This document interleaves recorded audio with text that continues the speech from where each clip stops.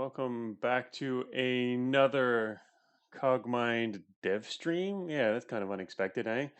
Oh, 1 second. I'm still rearranging windows here, and I guess people will be getting notifications start to show up. I did put one up on Discord, but not any other places, so we'll see how many people we get. Um, Oh, already a bunch of chat going on here. What hackware defense gang unite? Yes, we're going to be discussing utilities today. So I finished up here on the screen is the weapons sheet, which is actually finished, and that includes the melee changes, which I guess we can look at real quick as well before we jump into utilities. This is the melee changes down here. So yeah, I already went over this. I guess it was a couple days ago when we did the that impromptu dev stream where we were looking at weapon stats. Made a few adjustments that day, and then actually after that, it's yesterday. After having finished gone into and finished the melee section, I did do a where is that?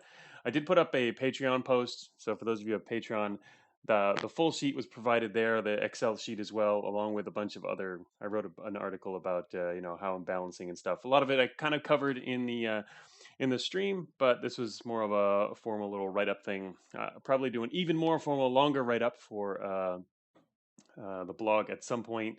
I guess that'd probably be the next thing. I'm always writing about what I'm doing lately, and this is what I've been working on lately. So that'll probably go up. Some related stuff here will go up on the blog eventually. But yeah, for now, all my notes are there on the Patreon. You can check that out. Um, so yeah, here's the weapons. We can look at the melee changes real quick here. Brawler buffs, yeah. I repeatedly buff brawlers, right? Because no matter how much you buff impact, players aren't really going to use it in most cases. We've learned that, and it makes sense. But so yeah, this ends up to basically just keep buffing brawlers. It's buffed yet again. So the new theme kind of for impact is that they have slightly more coverage, but they have a lot more integrity. Double their integrity, but their coverage only went up 50%, so they'll last even longer. So they're sturdier weapons basically, and some of them were delayed a little bit more. Actually, some of the delays actually even ended up going down. I was going to delay them all a lot more, but then I realized people would still never use them. Then people might use them now. I mean, I think they're okay. Even in beta 11, oh, so far I think they've been okay. They're not going to be as reliable against a lot of bots purely due to their coverage mechanics. The fact that they don't follow the same coverage mechanics as all other weapons. So core exposure is a really important factor when you're trying to gauge how quickly you can kill something. And the problem is, core exposure is how I design the bots. They're designed around their having a certain amount of core exposure, but impact ignores that value and instead bases it on the number of parts they have. So the chance of outright killing something is based on by hitting their core is generally going to be lower than usual. Generally, an exception to that is usually, I think, green bots are kind of an exception. Plus the fact that the other way to kill is through corruption, right? You corrupt when you destroy a part. So the more powerful your hits, the more likely you are to destroy parts that you do hit and corrupt them, just outright corrupt a target to death. So anyway, we'll see what happens. Some of these numbers are pretty high now. I mean, I did actually revamp some of the numbers to make them, part of the goal of reworking the weapons here is to work on differentiating some of these. All these were the same. Now these are all different weapons in different ways. They have different critical percents. They have different advantages and disadvantages. Significant enough that you might want one over another. And also they follow a pattern. So you'll have flails which have a certain kind of certain type of stat. And anyway, I did that for all these. The rest down here, the rest down here were not in it too bad. The big changes for slashing is up the sever percentages fairly significantly. Welcome, Ken Zurith. I heard this is where we come to complain about salvage. Salvage is irrelevant to some of us, but not to everyone. So welcome, Ken Zurith. We've got Imika in here. Hey, Blind is here. We're blind. We're gonna nerf some Cogmind stuff. Well, we can buff things too, maybe, but we'll see what happens.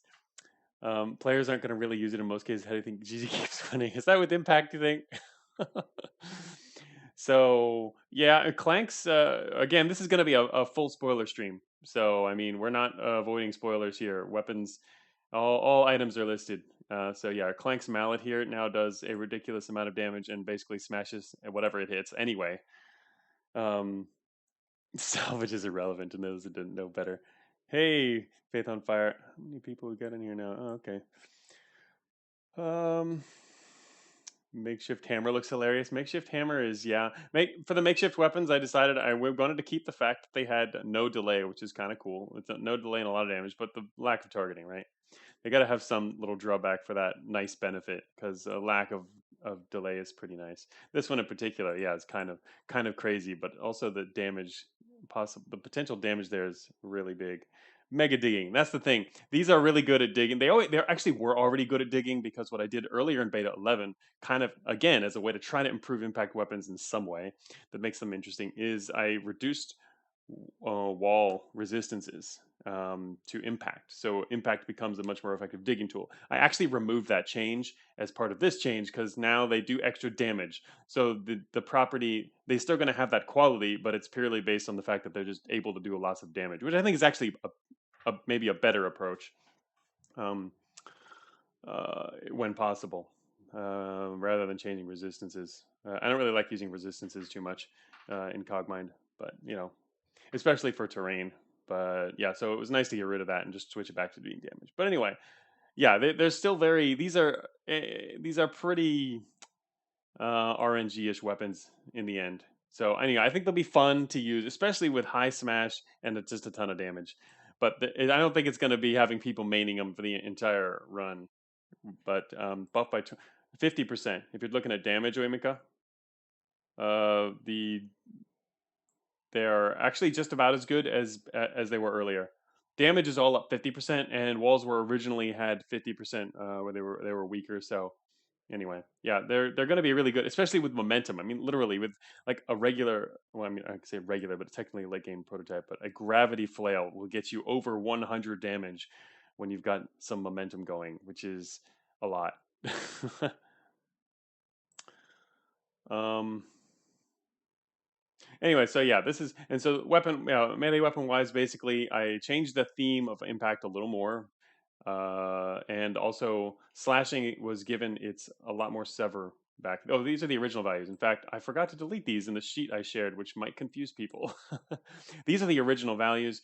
These are the original sever values. These are the original. These are formulas here that I was using to calculate the original sever chance. This is the original sever chance for these weapons, based on the old system, the damage-based sever before it became a crit type, and this is with momentum. Uh, so this is like the maximum sever chance you could have had before. So technically, some of these have slight. It's kind of beneficial. They're even better than before in a lot of ways. Some Because this assumes max damage and max momentum to get to that number. So severing is actually higher in a lot of cases, especially if you're stationary. But yes, exactly. As Imika says, except for dismember immune bots, it's kind of a problem here. That they'll never get past that. And I didn't make any changes at all to this stuff. Okay, never mind. That's right. Before I got to the melee section, even I changed up some of these values, the integrity values, but that wasn't done before. Anyway, I'm going to delete these numbers because they weren't supposed to be here in the first place. Hope that it doesn't confuse anyone looking at the sheet I shared on Patreon. But all right, so I also gave them impact minus salvage, so that'll make people love it even more, right? It'll make the thing is, people who will like impact weapons and have fun with them don't care quite as much about salvage anyway. So, except Luigi here screaming no, but he's also saying true. It is. I think it's not a big deal.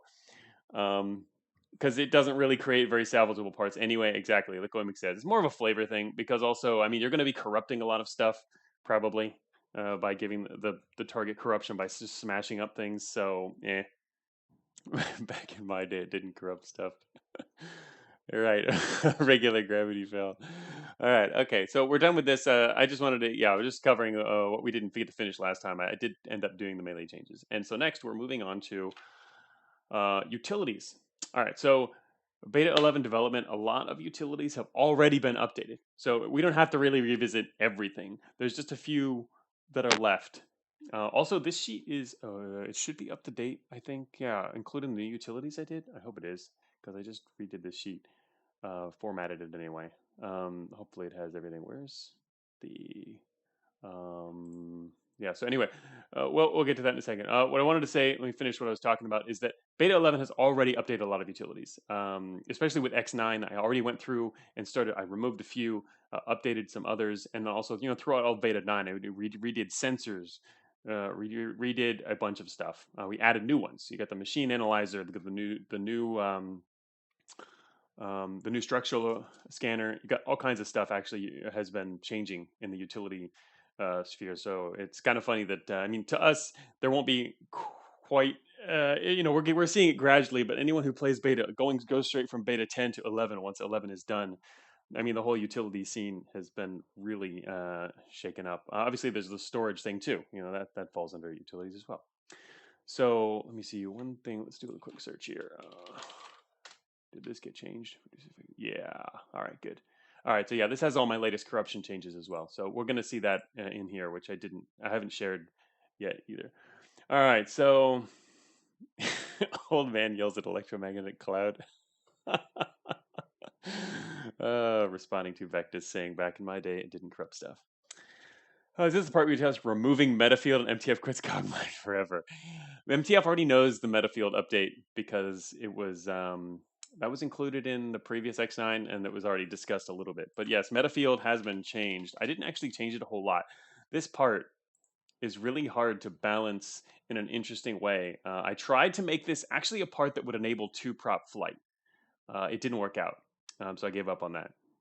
But I have so many notes about this part because there's opinions from all different directions about what we can do with Metafield generator. Things that some people say it shouldn't be changed at all. Some people say it's definitely overpowered, needs changes. And then how do we change it? There's a lot of different opinions. I ended up changing it very little, at least in terms of all I did was I increased the energy upkeep. It was 20, now it's 30. I didn't really see a strong direction for going to go in with this. Again, I tried to make it into a more unique enabling type part, the 2-prop flight thing, but that just didn't work out. It just wouldn't be balanced in other ways. So 2-prop flight is already enabled because I do it all the time. It doesn't count. 2-prop flight doesn't really count if you've got 2-prop and like no build or or a very limited build, right? It's got to be an interesting possibility. But I say start with lore and make it fun for yourself. Yeah, I mean that's also what I do with that's what I do with a lot in the design. That's why also naming is important. Sometimes the part it comes from the name as well in terms of just what a part can do. Not always relying on stats and then naming the thing. A lot of good and interesting ideas come from names. So I've got a lot of listed named parts that for future development that are interesting, and they came about because the name was mentioned by someone in Discord, or I just came up with it randomly myself. Hey, Mighty Odin, pop into stream. First thing I see is Excel spreadsheet. Well, this is a dev build or dev stream technically, so you're in the right place, Odin. Yes, we're not actually playing Cogmind today. As much as I would like to actually sterilize that floor we were on, but yes, you're here for it. Yeah, yeah. Oh, I got you. Stats are a big Cogmind fan thing, I believe. Uh, um,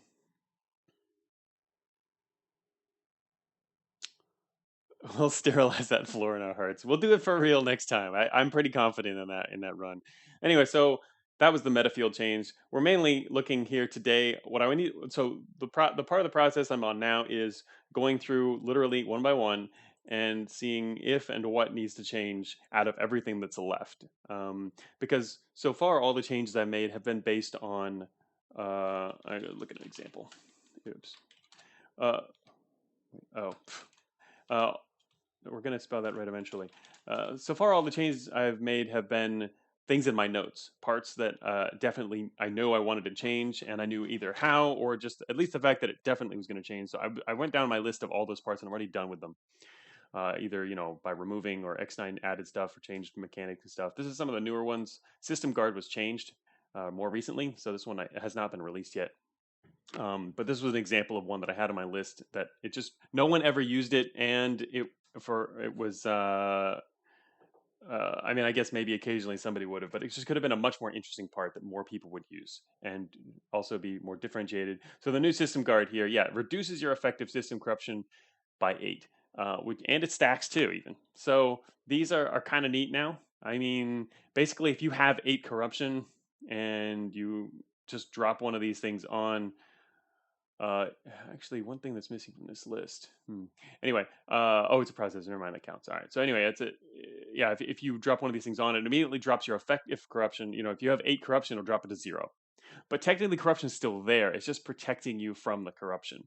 So if you lose this part, your corruption is going to jump again by 8. That was actually kind of a pain to implement because that was never an intended feature for the game, and so there were a lot of assumptions throughout the code that took just that was a nice control F and searching through tons and tons of source code trying to update and make sure everything is going to work under this system. But yeah, so there's a new marker on your HUD now which will show corruption reduction effects and things like that. But it is a processor, yes. So you can't. Otherwise, it would you can't.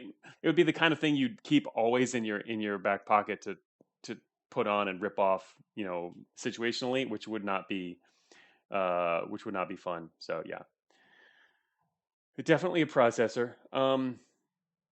Yeah, actually, that was on my list. Vectis dynamic insulation systems. Where is that? Are we seeing that on here? Oh yeah, right here. That was actually on my list to look at these, and I did look at them and decided they're not changing. Part of the reason is one of the big uses for dynamic insulation systems is for AI bots. A lot of AI bots actually make use of these, and I didn't like what I would have to do for the bot design in order to remove or update these. They're actually kind of existing for that now. Yeah, so that's one of the bigger uses. Even though it's true, these don't get used as much by players. I think some players do use them though. But the thing is now there are a lot of corruption utilities. Like all these are related to corruption right here. All these are corruption utilities. Um, they're just different ways to manage your corruption, you know, whichever one you might prefer, or obviously whichever one you just happen to have at the time. You don't always have a choice. So here's a new one. Originally, we had System Guard and Corruption Street were the same effect. So what I did was there are 2 different effects now. They were just different tiers. These have multiple tiers. So this is a new type of item, and this is a really good one here. I mean, geez, reduce effective by 20. That's pretty awesome. It's kind of like a band-aid. I think Xylan mentioned that when we were talking about this mechanic in the Discord. He talked about it like a band-aid, which yeah, you just slap it on there, drops your corruption. But if it gets ripped off, and you haven't solved the underlying problem yet, and that's a problem. Here's the new corruption screen. So corruption screens are basically like, they're also processors, by the way, but they're like system backup modules, but you have to attach them in advance for them to use the effect. So as you can see, the corruption screen here will block 8% of corruption. So it's kind of like you would use, there's definitely different scenarios for using each of these, right? This is your Band-Aid. This is a slower, more permanent corrective measure, which is probably nicer than a Band-Aid in general, but these aren't quite as effective um, in terms of the amount they can block. These here are something you would do if you're going, you know, you're going to go into a confrontation where you're likely to get more, take more EM damage, right? And if you're going to get corruption, like if you're going to drop into, for example, waste, this might be a good option. Probably one of the better options, yeah. So there's different reasons for using each of these. So yeah, a lot of consumable. I know that's the first thing I thought when I was thinking. I totally agree, Imika. These are consumables technically now. Their effect is consumable, and Cogmind was generally in the past avoided consumables, but it was either that or remove corruption screen entirely. I mean, well, it wasn't. I was going to rename it anyway. I wanted to. This was an example of a. I wrote about this a bit on Patreon, where flavor versus function, where these 2 items used to have the same effect, the system guard and corruption screen. And back in very early Cogmind development, I kind of wanted to do that. I wanted to have different flavorful names, even for items that had similar effects, or the same effect even, with different levels. And that was just because I didn't feel like it was cool to have levels for everything. Just like, oh, system guard 1, system guard 2, or A, B, C, or improved, advanced, that kind of thing. I didn't want that everywhere. It just seemed kind of dry. And having different names where I could think of them seemed fun. But anyway, as these two in particular, I was just going to outright remove corruption screen and make this multiple tiers anyway. But then while working on this, I came up with the idea to do a consumable version of it. And so I said, okay, well, I guess we can reuse the name corruption screen for that. So, but yes, that's a good point that this is a consumable, and I've generally avoided those. But I think this is kind of I don't know, I like the idea of adding it back, adding at least some consumables in there, especially with respect to corruption. Because one of the things about Cogmind development or Cogmind design is that corruption is meant to be. It was always kind of meant to be something that it will. It's supposed to be a clock, right? There's the corruption clock, sort of. That's where the programmers come in. They're the programmer clock. They give you corruption, and you have a corruption clock. Now there are ways to get rid of it, and it's I think gotten a little easier to get rid of over time with the addition of some of these other new features. And so I really think this is a good candidate for something that's consumable. Um, do also note that I will be adding more corruption effects. I'd like to do it in beta 11, but I don't think I'm going to have time to. But there will be more effects, some of them nasty effects. So yeah, corruption should be something people worry even a little more about than they do now. I think. Yeah, that's going to be a thing. So there's some good ideas for corruption which are coming. It'd be nice to put them in beta 11 just to go along with all this stuff. But now we have a deadline for beta 11, so yeah, I can't really be sure about that. I would be more confident I'd be able to include it if there wasn't a deadline, but we now have a deadline. So anyway, so getting back here to coolant injectors, right? Coolant injectors are another example, but it's coolant injectors are really cool. Uh, yeah, you can take that however you want, but um, I like the fact that they're consumable too. They added a whole new facet of this is a new option. They were originally overpowered. They were definitely kind of too good for what they could do. Now I think they're pretty balanced because remember, for a coolant injector to actually take effect, you have to be willing to heat up that much. Which if you don't also have cooling to get rid of the heat under 200, you're going to be taking negative effects from the heat itself, which means you're lowering your accuracy, you're increasing the chance of being hit, etc., etc. But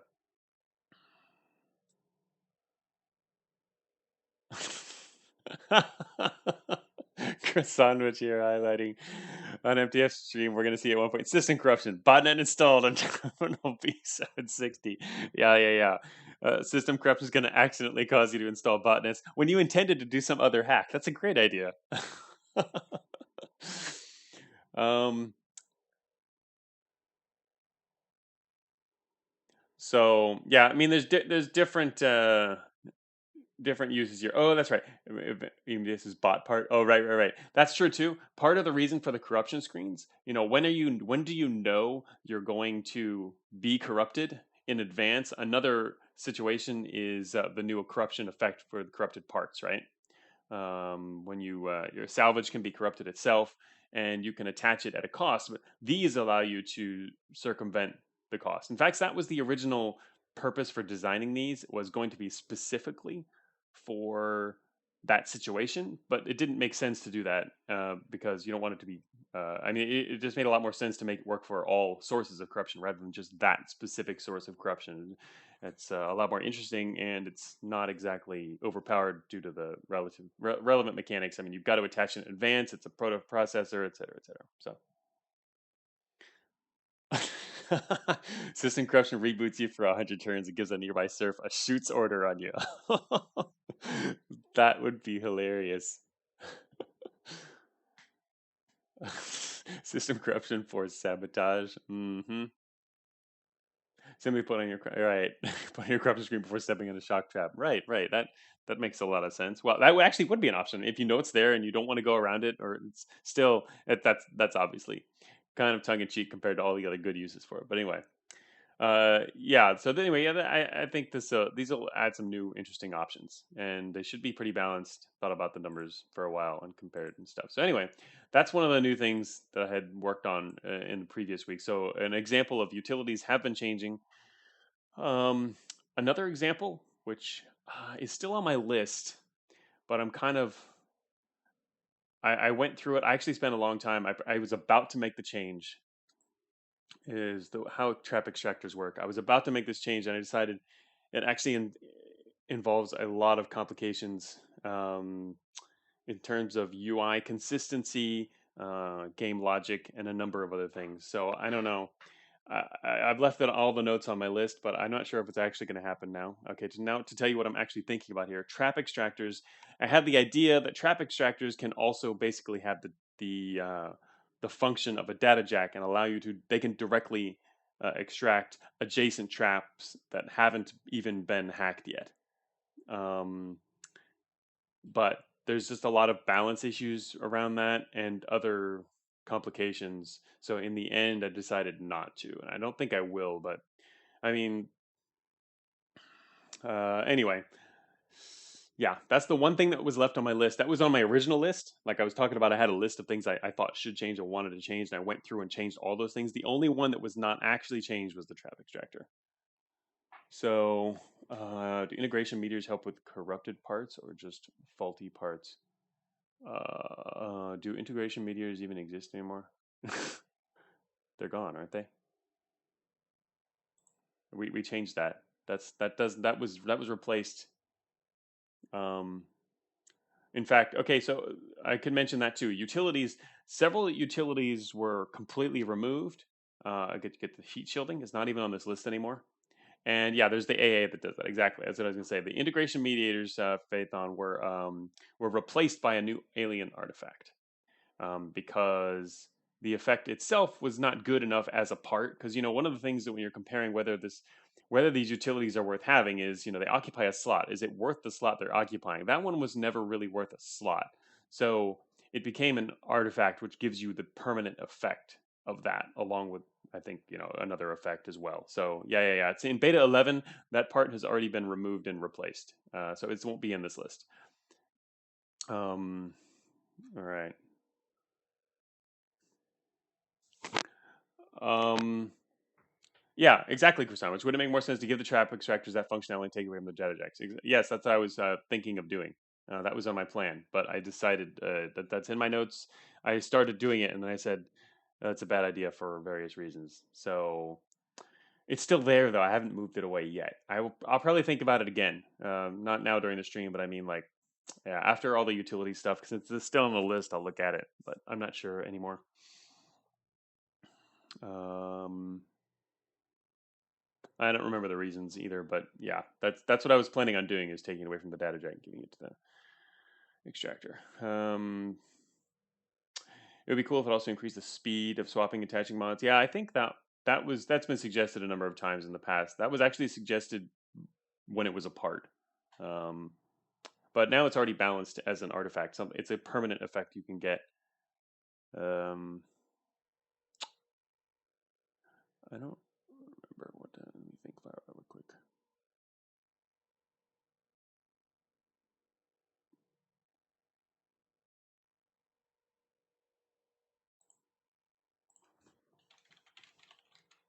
Whoops, that is not what I wanted to do. 1 second. I was trying to load Cogminder so that we can look up stuff. I have another sheet that I could do this in, but it's got a bunch of dev stuff on it. Wouldn't be as useful. Oh wait, this is beta. We have to do beta 11. Oh, there we go. Using Imika's website. Seeing if anyone had added anything else. Oh wait, what? Are we not? Wait, what? I clicked beta 11. Did I do something wrong? There it is. Integrated Mediator is what it's called now.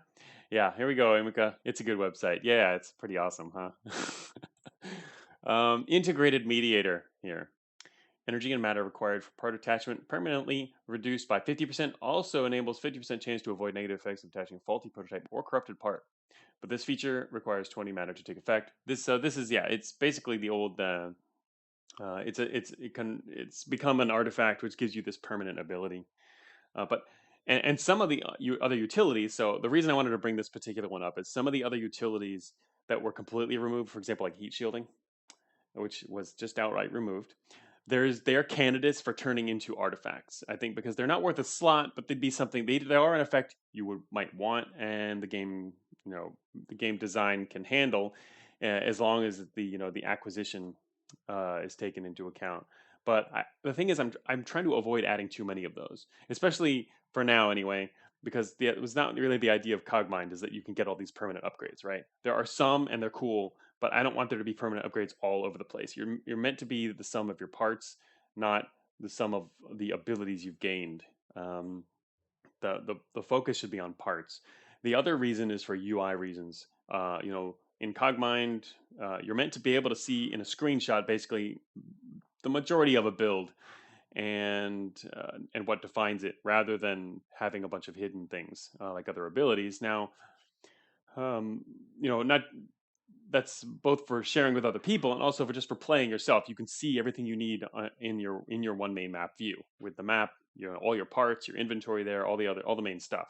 Now the other place, what would happen eventually, if and when we do end up getting a few more ability related permanent type things, is what we would need is on the Cogmind screen, the info screen for yourself, your status window, that would have to have a new menu you can open to see like a list of all of your permanent effects, which is something that technically would help now, but there aren't, there's very few of them, so I haven't done that because a lot of them are actually already reflected in other values. For example, like your energy generation. That it doesn't you don't know, other people who look at your screen or data won't know that that's where it comes from necessarily, but you know that your artifact is contributing to your energy generation, for example, on your part screen. Um, yeah, yeah. Phaethon makes a good point here too. It makes artifact identification game harder to have more one mass possibilities. It's a CRM buff. I do actually like that aspect of it, because having no, not that page. Having artifacts identifiable by their mass is kind of a been a point of discussion for a very long time in Cogmind, and so I do like the fact that there could be more of them as well. Um, One new AA is basically heat shielding. That's true. That's one of the new artifacts is actually very similar in effect to heat shielding, only a little wilder. it's not as it's not as mundane as the heat shielding, but yeah, very similar. And yeah, so that area is kind of already covered. But like I said, that's only heat shielding is just one example of a list of things which really are candidates for becoming artifacts type effects.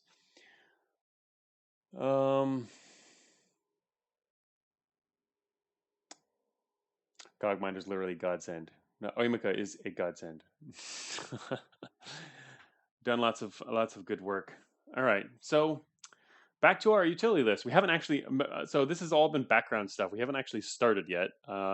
So basically what we're gonna do here is go down this list and see if and what needs changed. So like Desublimator. A lot of you probably don't even know what this item is or does, or have never seen it, because it only appears in one part of the extended game, and there's only one way to get it. Balanced. I mean, because it's balanced. Actually, this was already buffed a little while ago, wasn't it? I mean, the value used to be lower, I believe. Small battery should add 150% target analysis. It used to be a megabat. Yeah, the desublimator used to be kind of bad. So as you can see, this converts energy to matter. The thing is, you only find it in the extended game in this one place, and by then, and its rate was also lower earlier, and so the rate is perhaps suitable now for at least some uses over the long run. Whereas before it was, yeah, a little too weak. I think it's probably okay now. I personally haven't used it in my own runs because I don't even go to the place where you get this.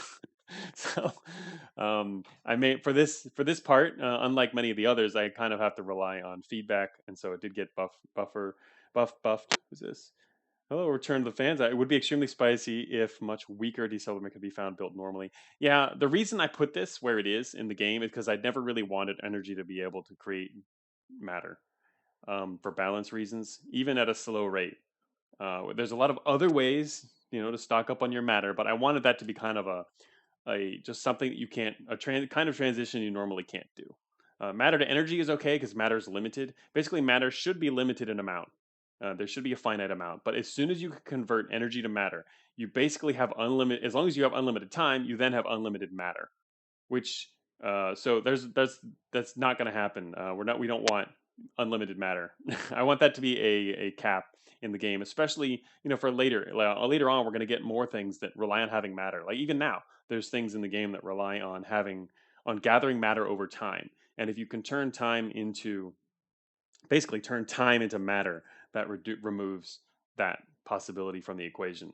So yeah, I definitely don't want that. The only reason this exists at all, the desublimator, is because I stuck it at the very end, where the only time it's going to be useful is that one area, and that's it. So the tool to convert energy to matter is the thermal weapon. There you go. That's right, thermal weapon. You got to pay the price. Um, got to at least kill something and have it maybe attack you. Uh, so yeah. Anyway, so we're not gonna have this elsewhere in the game, but I'm totally okay with what we ended up buffing it there so that it's actually more useful in that part of the game because it was a little underpowered before. So that's already done. This should be fine. Fusion compressors have already been redone. I changed them up as part of my power source. There's another spreadsheet for you. This is my power source spreadsheet. Um, where I actually included the fusion compressors in my engine mods. These are the power source.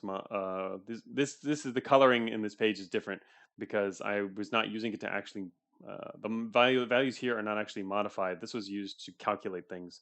As you can see here, I was calculating these two more important: the amount of power generated per mass and storage um, by generation ratio. I was using these to compare power sources and finding out which ones were completely out of whack and needed more updates. And compressors were already reviewed as part of this. So we're done with that. Power sources are done. This was something I was doing, yeah, even before weapons earlier. And actually, these were already included in the first X9 release. So anyway, we're done with that one. So compressors are done. Mini fusion reactor makes me sad. It was definitely OP from way early on.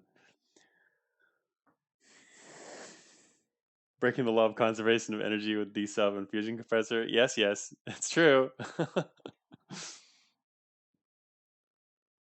It's true. By the end of the game, you can totally break laws of physics. It's true. What do most people actually use fusion compressors for? Is asking return the fans. I've only used them to get more energy for energy defense, or more rarely using them with flying builds because they're a lot tighter or lighter than most reactors. Yeah, flying builds is one way. If you for They are a good way as long as you can keep up your matter. They're a good way to get a lot more energy for less mass. That's one of their big benefits. Um, but yeah, exactly what you said there. That's kind of like the more the more common use. Basically, if you need a lot of power at a somewhat lower cost, and also the fact that it takes a utility slot and not a power slot, so that's a big advantage there. But you got to be able to deal with the heat over the long term because they're fairly hot. But yeah, I like Marlon's adding there. Exactly, it's because they go in the utility slot, so you can easily slot them in temporarily when you need a boost of power. But yeah, you can ask chat can maybe help with other reasonings there, but you got pretty much the main ones. But yeah, I don't use them on my combat. I only run combat stuff, and I don't really use fusion compressors or worry about that. But I might be more likely to, it's a situational kind of thing. Situational is always generally the answer. And do you use this in Cogmind? It's almost always situational. There's a few answers that are always no, and those are the parts that are being removed or redone. um, what if I could buy a power slot instead? I mean, um,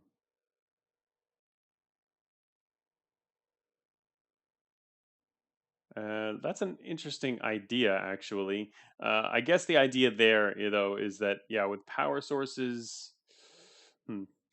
I guess I don't think I considered that just because they operate very differently than a normal power source. And so yeah, it's cool to have them as a power. But also, the idea behind a compressor is that you could use a utility slot to get the power, get extra energy when you don't have the power slot. So that yeah, I mean this is an interesting idea, but that was kind of the reason behind them was not just the matter to energy, but the fact that you can use a utility slot to generate power. The other way to do that is with a power amplifier. So how many people use power amplifiers, and do these need to be updated? Um, Power amplifiers start to be really valuable when you have on higher engine builds. For example, if you have 2 or 3 power slots, uh, using a power amplifier is a good way to get a lot more energy without the added costs that you normally associate with a power source. Like they're low mass. These are relatively low mass and no heat generated for pure extra energy. So these are great for example, your high energy builds that also want force fields and stuff.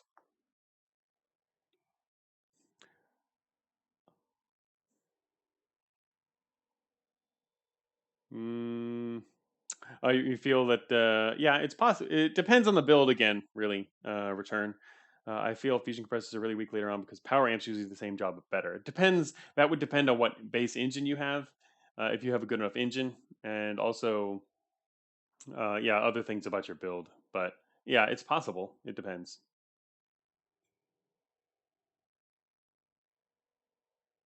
On flight, they aren't better, says Imika. Anyway, the yeah, that's true, Plexion. That's always been the case. An interesting point. There isn't much variety in power slide versus the other 3 part types. Yep, pretty much. There's the thing is there's fewer levers there, which means fewer parts in general, and there's fewer types, and also they're not as interesting. It's less likely for them to be as interesting. They're kind of a the power sources in Cogmind are basically just a kind of like a functional core part of your build. You're gonna need one probably eventually. Some builds can get by with little or to none, but you're going to need a power. It's a question of how much, and we don't need a whole. They don't need necessarily a whole lot of variety there, but there are also far fewer variables to adjust when it comes to power sources. You know, with utilities, you have utility effects, and with weapons and all, there's a lot more variables. With, for example, weapons and propulsion have somewhat more. Power itself has the smallest number of variables you can modify really and be interesting. We did later add a few because we got overloadable power. Overloadable power was not a thing originally, and some of that was added, and some people apparently do like to use those. So that's one. But there's more. So yeah, there's more variety than there was early on, but it's not a ton. But also that has to also do with like item distribution and stuff. You don't really want to be finding a bunch of power sources anywhere. They're not interesting. They're not. Uh, they're not going to be. They're not going to be as interesting as these other parts. So maybe the angular momentum engine generates power from melee attacks. Oh my gosh, that's that's an interesting idea. That is actually a very interesting idea. I think stuff like that, or you know, other ideas, creative ideas, can maybe come into play in the future with unique items because we're going to be getting more unique items. That's kind of remember we're redoing the fundamental beta 11 all the fundamental parts for beta 11. Once it's rebalanced, then we can start adding just new crazy stuff, and that could include power sources too. I haven't really come up with good ones in the past, but always the go-to. They always It's always more interesting to think of utilities and weapons, right, and sometimes propulsion. But bad emperor. Oh, forgotten your headphones at home. Oh no. Yeah, you gotta. This is an important stream. I guess you could say that we're talking. People are gonna voice their opinions on various parts. I think it's a lot quicker. Turns on the sound in the middle of the office. Do I have to speak quietly specifically for bad emperor? Lean into those speakers.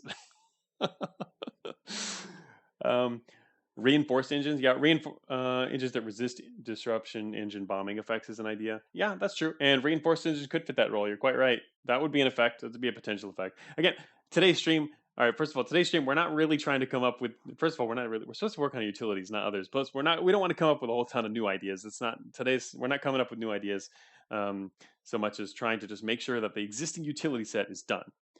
That's the we're doing the final review here.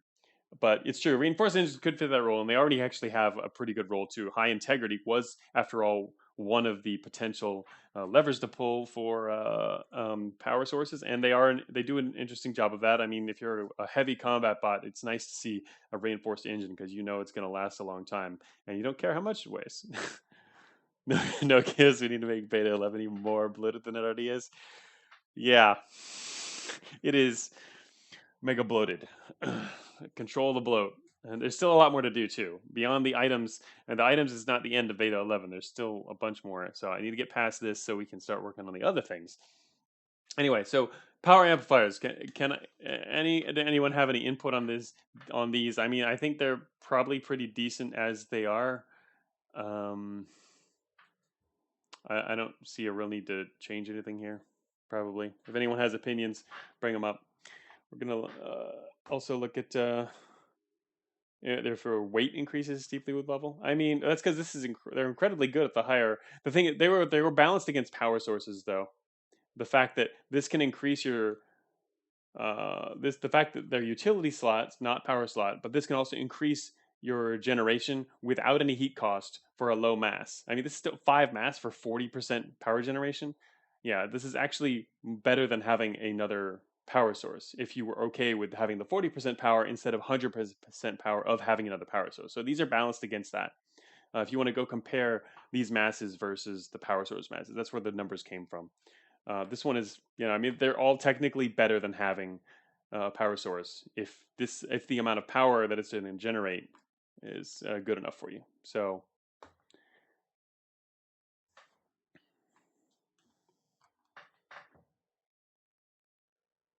but yeah, so yeah, I wouldn't say no reason either, Kenzura. Technically, no reason to go beyond 2 power sources for the most part. I mean, technically, there's not a lot of reasons to do that in general, but the thing about these in particular is that I mean, power sources are easier to replace than an amplifier. So amplifiers do really they play a supplementary role in the end. I mean, if you're relying on an amplifier and to be an effective build and you lose it, that's a little bit harder to replace. 3 power is more important for some builds in Beta 11, says Imika. Yeah, I think builds can do, especially now that late game energy artifacts were also nerfed. Definitely, that 3 power is even a little more valuable in some cases. Plus, of course, yeah, you've got your force field builds and all kinds of stuff. More of an extended thing. Yeah, it's yeah, we're not talking regular, definitely extended stuff. Not regular. W0 is do whatever you want. You can do that on 1 power. Although, yeah, with the combat build and a lot of them too is going to be a little better. All right, so yeah, these seem fine. Let me see now. Thermal generator. What are these doing? Oh, that's right. Thermal generator was actually in the category along with heat shielding and one of the other parts. I forgot what it was. That I was under the impression that almost no one really uses. They're not that as good. But then I've discovered that some people actually really like thermal generators. Imika says the coverage is slightly high on these guys. Slightly. Isn't that really similar to powered? Put that away.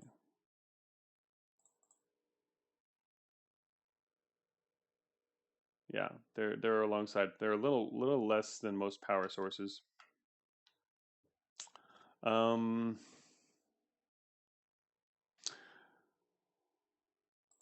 Engines have way more integrity. That's true. That's a good point.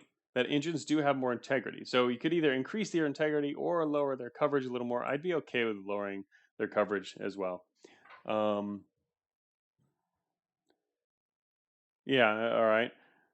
Return says feels impossible to keep thermal generators, which are key parts for their respective builds, alive. So yeah, that makes sense. Maybe make them consume heat. Well, that's the thing about these. I know that's the thing about thermal generators. I don't like that fact about them, but they are slightly confusing in that people assume they actually will also consume your heat. The problem is turning this into a heat sink slash power source just then makes them too good. Unless you balance them such that you can really combine that into a single slot, in which case their use cases will probably be limited even more. Just the fact that you have to nerf it like that, and also the fact that I mean it is still explained more. I did change the wording on this a couple times over the years. But yeah, this is the final one, and yeah, I didn't want them to actually consume the heat, even though yes, again we're breaking laws of physics here, right? Just like our desublimator compressor up there. But gameplay does and balance does still have to take front seat there. For thermal generators, good, you must build around them. Yeah, that makes sense. I can see that. So an improvement here, I agree with lowering their coverage to something more like 20 or 30. Actually, could be nice. Um, I think that could work. I'm sure that'll make thermal generator users very happy. Again, those who are, because I don't myself, but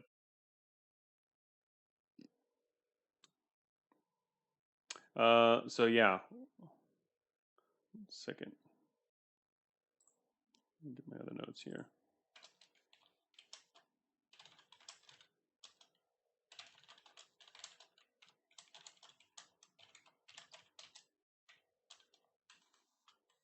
All right, I'll be making these changes later. I'm not actually going to change them in this sheet. I don't think. Well, I could. Um, I wasn't planning on it, but because for utilities in particular, I wasn't really. I was just using this sheet for reference, not for actual changes. We'll see. All right. Your boy coolant injectors keep to as close to 200 heat as possible is the suggestion here. That's one way to build around thermal generators. Don't use regular cooling, use coolant injectors because 200 is the big threshold for heat. But if you hang around it at that heat, remember if you hang around at high heat, uh, you're also taking the negative effects of having that heat. So yeah. Hmm. That's pretty cool. Don't use heat sinks to save power, then generate lots more power with the thermal generators. That's a cool idea. Yeah. I don't ever build around these things, but that's also because I do a lot of salvage type builds rather than yeah, builds that have a strong desire to stay together in the same loadout for a while. So but yeah, that seems like a good piece for that. So I decided I didn't do anything with these. They seemed to be okay. Based on feedback from people earlier. So, um, all right. So the next part is the Cryofiber Web. Cryofiber Web seems to be in I don't know, an awkward place, sort of. Prevents power sources from forced shutdown while overheating and has a 25% chance to prevent other types of overheating effects. So who here uses cryofiber webs?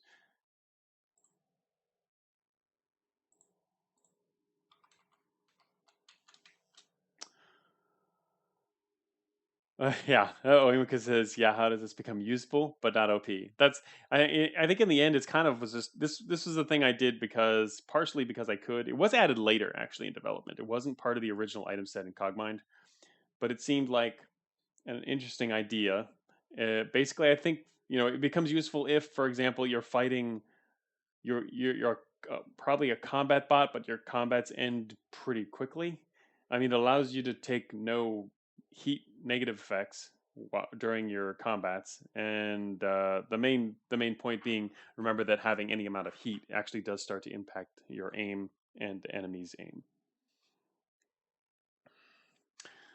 I feel the later cryofiber webs cost too much power. I changed 246 power to 234. And for the energy upkeep here, yeah, that sounds doable. How does it lower base temperature without also cooling? This is Cogmind. This is for the okay. Yeah, all right. Imika says this is for the hover build that wants to fire 2 volleys of 4 thermic guns, then run away to cool off. That's an idea. That is true. That's an idea. Just melt something and then run away. But yeah, cryofiber. It just keeps you cooler when you're not overheating, right? Or when you're not gaining heat. It doesn't cool you itself, but yeah, don't worry about that.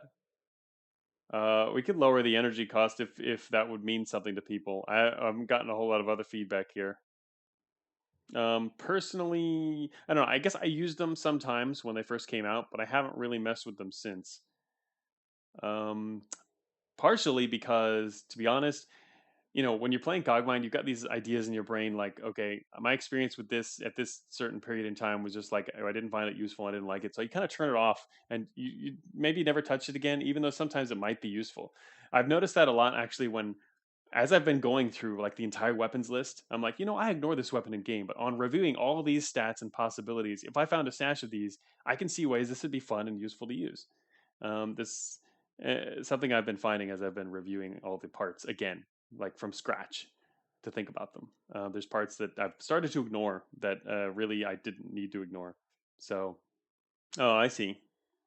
I find myself using the early one, but never the later two. Okay, well, if you use the earlier one, that's a good reason to, I guess, buff the energy on the later ones. I don't think the energy cost on the later one has a. Well, let me think. I mean, what you're basically comparing to is the fact that it kind of it drops your effective base temperature by 200. So you're comparing this energy upkeep to the energy upkeep of, for example, these down here. See, like an experimental cooling system, 38 heat per turn, and that's at an energy upkeep of 3. So if you compare directly the energy that it requires for this to reduce you by 200 heat is, 6 times this. That's 18 heat. But obviously this doesn't quite work the same way because this operates every turn and will keep operating beyond the limit, whereas this is basically a flat bonus. So yeah, I can see reducing it a little more.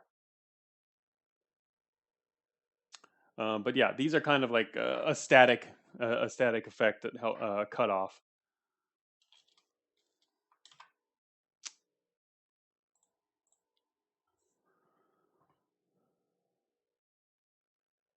Functionally a heat battery, which is interesting. Yeah, yeah, pretty much. It's basically a heat battery that recharges as long as you're not doing anything else. That's a good way to put it. That's an interesting thought. Uh, Slightly as you need on all the time to keep the base temperature low. Yeah, that's true. You do need it on all the time. So, but that's only because batteries allow you to put them in your inventory, which we had a discussion about that many times earlier on in Cogmind. Well, I mean, not even that long ago. Basically, when talking about how we wanted to rebalance items and whether or not batteries should always be attached. But yeah. Um. All right. Well, I think they're okay for what they do. They do. I personally don't use them, but I can see how they can definitely be useful on some builds, and how lowering this is probably okay. Just carry a fridge. Uh-huh. That's right. We'll change the name here too. Advanced. All right, we have a new name for the Cryofiber Web. The Advanced Fridge. um, make more cooled weapons, right? You can make cooled weapons in your advanced fridge. But they heat up. You can only cool them for so long, and then they start heating up on their own, and that's it. Oh, actually, I thought of that yesterday. I was working on the melee weapons. I thought it'd be really cool if one day we have a cooled a cooled sword that does thermal damage, and you can overload the sword. That's a neat idea because overloading technically can be applied to any weapon. It's by the game mechanic. It's not limited to just like thermal guns or whatever, or thermal weapons. But I just had that idea yesterday. I had to add it to my list because that sounds really cool. A cooled sword that could be overloaded. Lightsabers, yeah. Well, we already have lightsabers in various forms, and that's what the phase swords and whatnot are. And phasing saber, different shapes light of lightsaber, right? But yeah, imagine also overloading them. So anyway, we'll probably do that later. Technically, they do slashing damage though, like even though they're lightsabers, right? But yeah, we'll have to have some that are also. But that's also just to have some very, to have a clear melee category for them.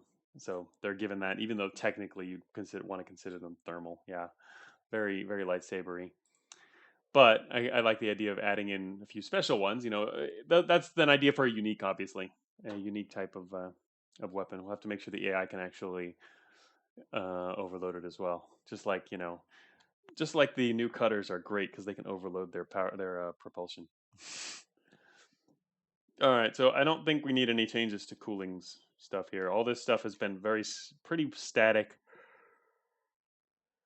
very fundamental core part of Cogmind that overall is fairly balanced. All these numbers based on yeah, been that way for a very long time and should be pretty consistent. Coolant network all the way down to these are special part, doesn't count. Oh, you're thinking. Oh, you think it has too much HP? I wasn't actually thinking of integrity. I think experimental has too much HP. The thing is, yeah, but it's a prototype and it's late game, and it's harder to find. Plus, I guess that's part of one of the good things about it. It only has. I mean, it does 7 extra heat per turn, but you started to already have more coverage. That's true. They also have more coverage. So when you look at parts like this, you have to look at their integrity coverage ratio, which is what the game does when it's referring to the vulnerability. You know, when you're looking at the vulnerability scale. So technically, uh, the experience. Whoops. I was gonna. Whoops. There we go. If you look at these two, they're identical. They have 3 times as much integrity as coverage. Yeah. So they're actually the same.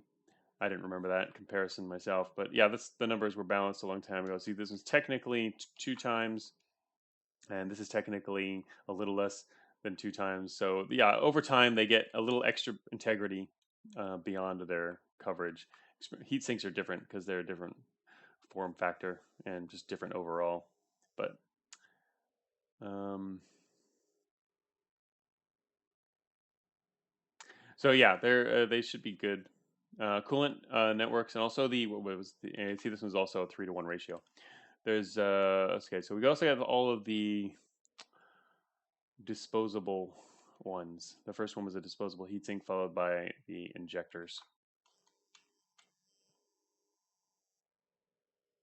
This is an example here too of where I just kind of want it's just kind of flavor over over recognizable function here. Like technically, we could have all of these be different kinds of coolant injectors, but it's just kind of more fun to have the lowest tier one be a disposable heatsink instead of an injector. Uh, Memo vents being useless as always. Well, they're intentionally useless. So these are whoops.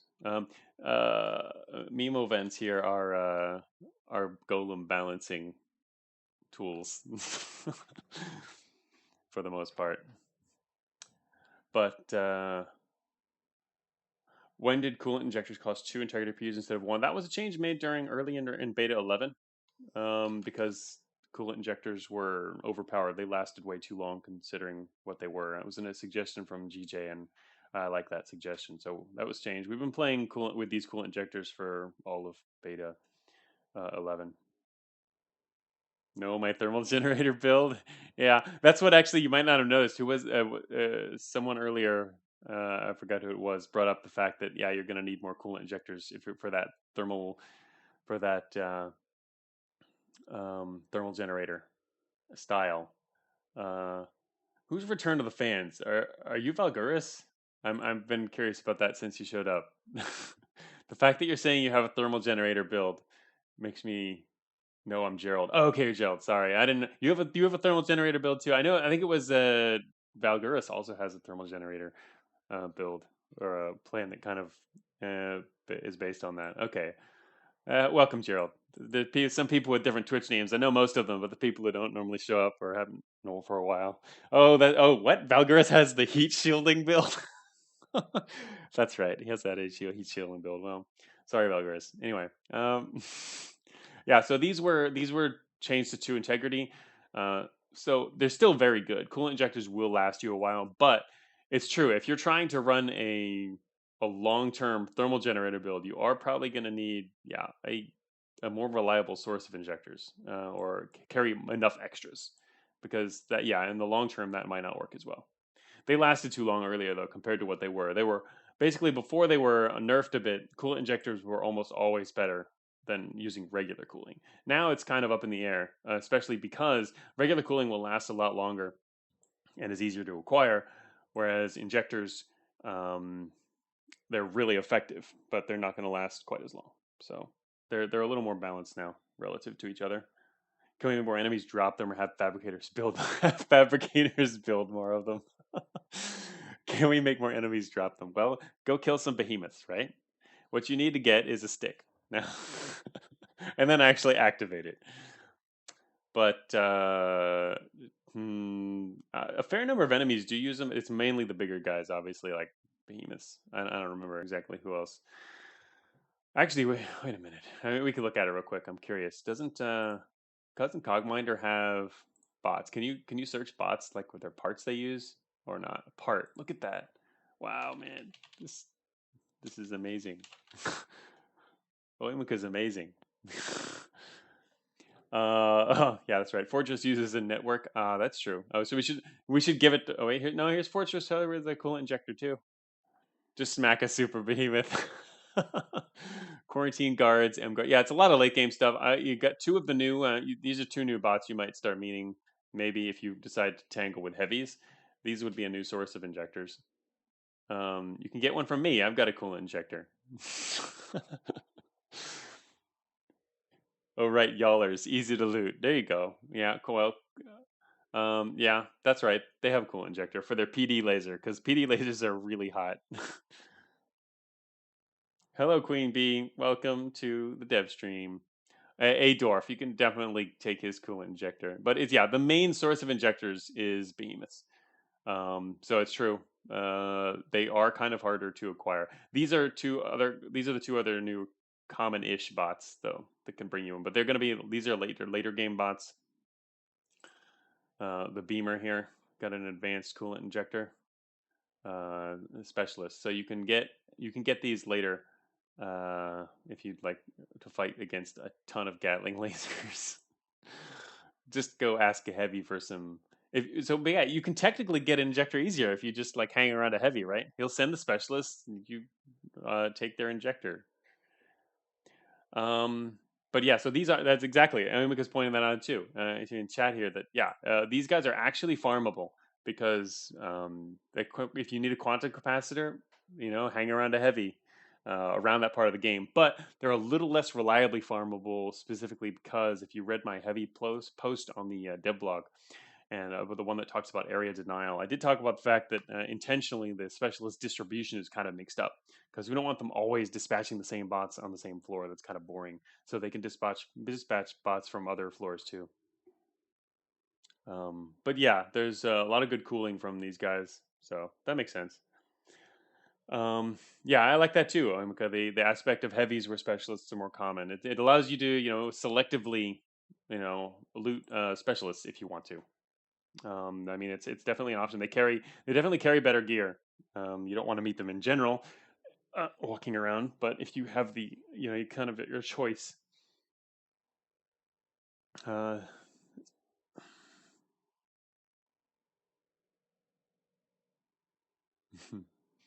all right, get back to the other page there. Where are we? Power sources. Here we go. So anyway, yeah. So that was talking about that change. I think that's working out nicely. I've been using injectors too since the change and has of others, and I think it works out pretty well. They will last, but they will not last forever. They will last until maybe you get another one. You can find them on the ground fairly easily. They're not that rare. The fact that there's so many of them, and the fact that they're not rare, and there's 3 that are non-prototype version. So I mean, you tend to find these on the ground.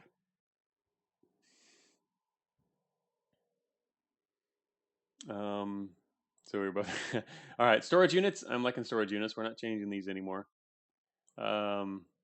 This one is rather fun now. Half stack, half stack. No half stacking. We're not half stacking storage.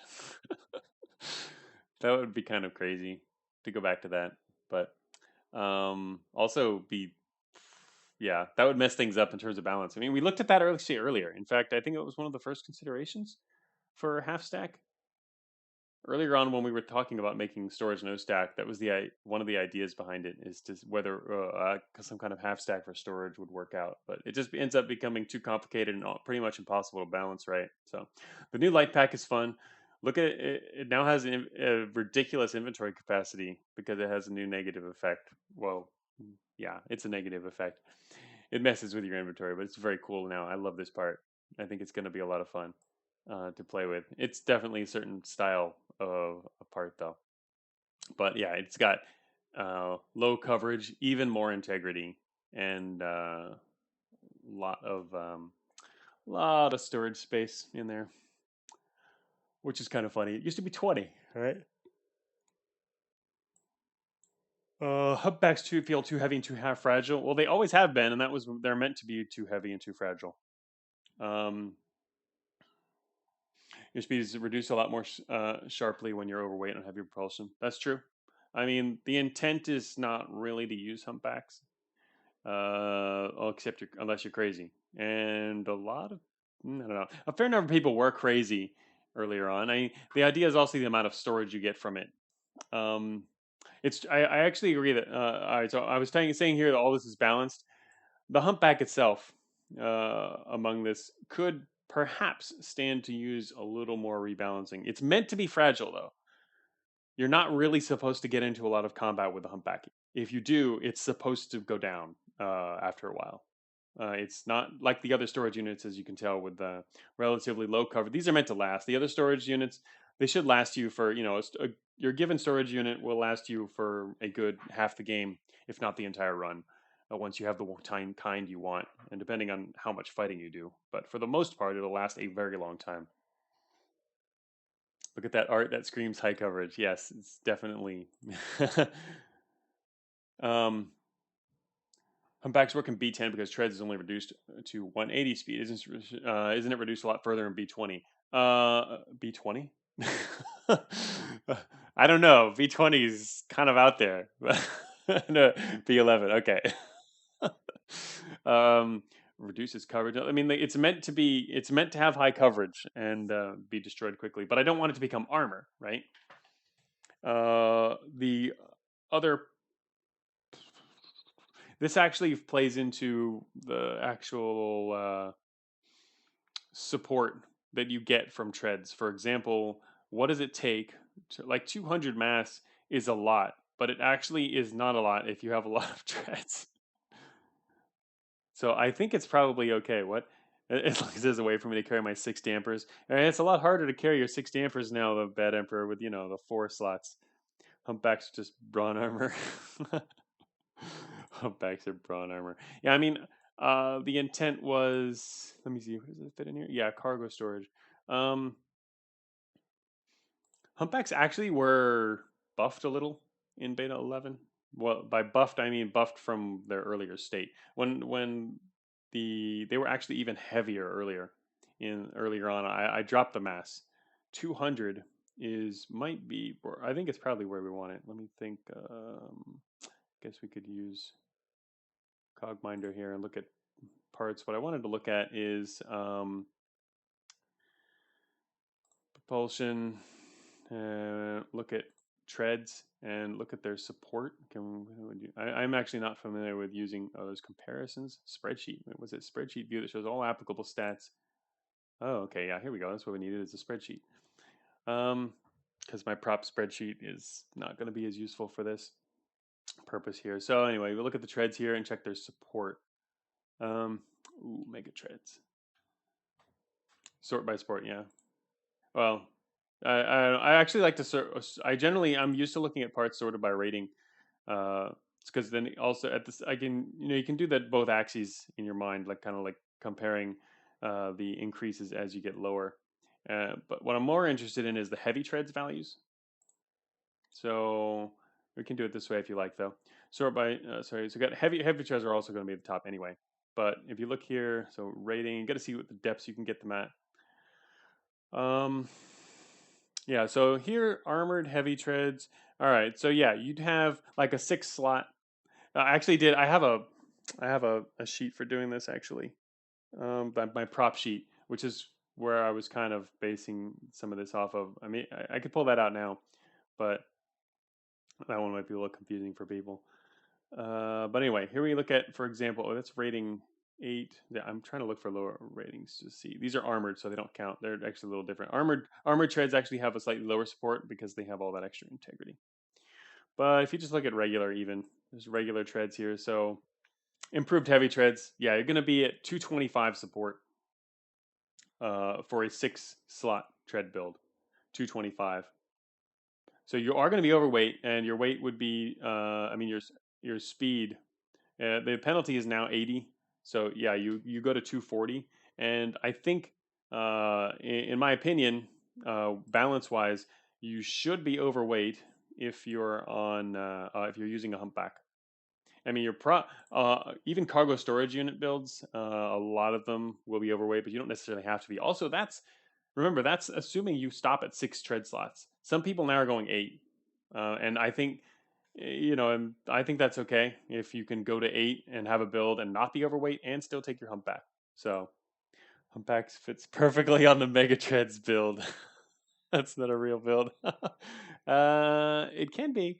It can be. It's obviously not always easy to pull together, and it can't start until the last few floors. But 200 technically fits in 8 treads, but I mean with everything else, it won't. Right. With everything else, it depends on what everything else means. If you're running a heavy build, if you've got the treads, you're going to have less. If you've got that many treads, you can stand to have less armor, though, right? You can run a lighter build. Anyway, in the end, I think humpback is going to be fine because I would want to lower it, and it's meant to be fragile, and mass wise, any lower it gets a lot easier to use and not be overweight. And I think you should be overweight and slower if you're going to manage to get that on. That actually the inventory capacity I kind of wanted to limit most builds at is around 25-ish, and so that's where we are. A lot of builds go huge storage, as kind of an upper limit. Very few go all the way up to cargo, which I think is good because that's kind of beyond the limit. Remember, this is increased inventory capacity, so your actual capacity is this plus 5. So uh, a lot of your average combat build might have 20, which is pretty decent, and a heavier one can go up to 25. Like my current sterilization one running on heavy treads is running on 25 now, and I wouldn't really want to go higher because I kind of want to keep the speed, but it's kind of like an upper limit before you start getting into, yeah, okay, you can have these extra ones, but is it really worth it? So I don't really want to encourage people to use these two, but it's not impossible to use them. So they're about where I want them in that sense. Cargo is bad value because you use another utility slot. That's true too, right? Both of these are. I mean, Humpback actually was in the first beta 11 builds. I think it was 3 slots or something like that. Anyway, these numbers were changed a little bit earlier on, but it's true. Yeah, it is. To get that extra slot, I mean, to get that extra inventory slots, you also have to sacrifice another utility slot. But some people do like to use. Some people will use cargo still, but neither of these are meant to be used frequently. They're going to be really specialized. I don't want people using them all the time. Whereas before, actually, a lot of people were using humpbacks. I am still curious. I think I do want to wait and see what more people do with this, the humpback and cargo storage, because right now we only have pre-release players, patrons playing with these things, and we'll probably start to see more examples of what people do with them later. So they could be changed in the future. I don't think before beta 11 releases there's going to be any changes here, though. But we'll see what happens after beta 11 release and look at them again. I mean, it's not.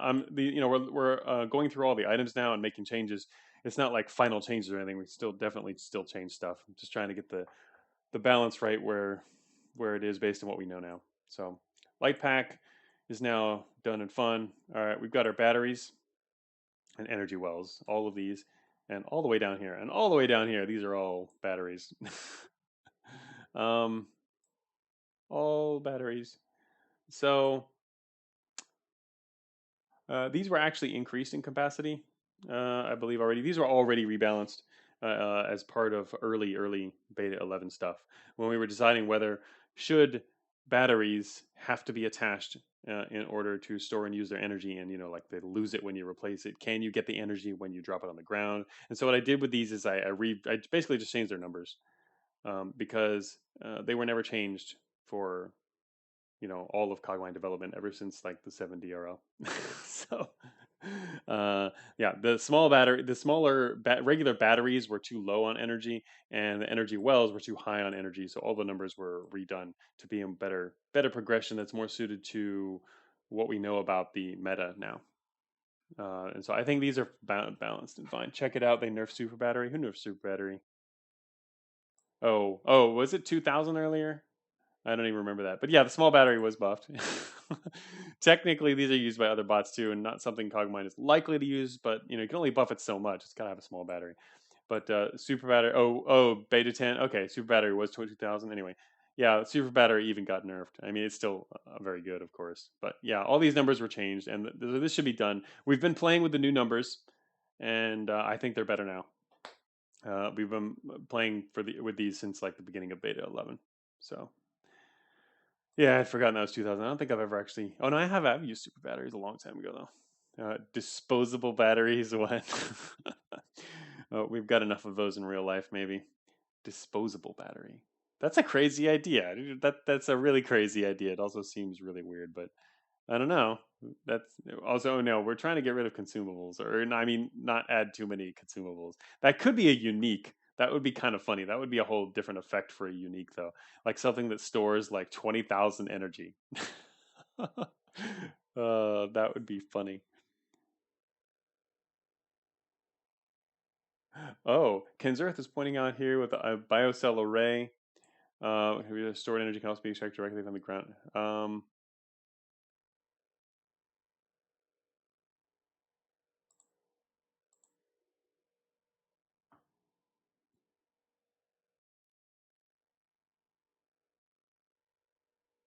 Yeah, I'll have to change that wording right there. That should be fixed. I mean, technically, that counts as a bug.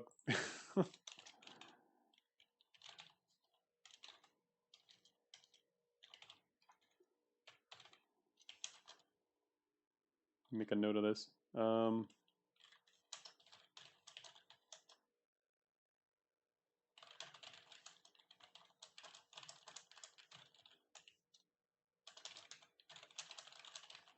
Because yeah, what these oh wait a minute. Oh wait, how can I change that?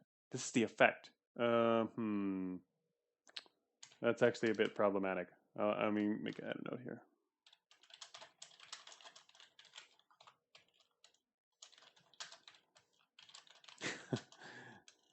All right, so yeah, that is actually a generated text. All of the weapons have two kinds of. I mean, not all the weapons. All parts have two types of potential descriptions. One is the actual item description, which some items use. Actually, do any utilities use that even? Yeah, down here, like traps. These aren't utilities, but traps use these. Have a description. Some weapons have additional information about their stats in the description. This is their effect description. Now, all of these effect descriptions are actually they're generated in the source. They're not actually part of the data. So I didn't actually write this. It's generated from the game, but there's no room for exceptions unless I'm gonna have to actually code an exception in the source specifically for this, which would be kind of annoying. But yeah, technically you can't have one of these in your inventory.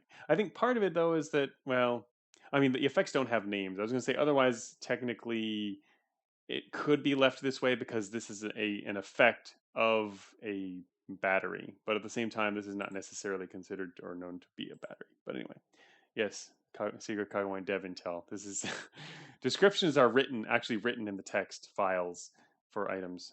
These are in the source code.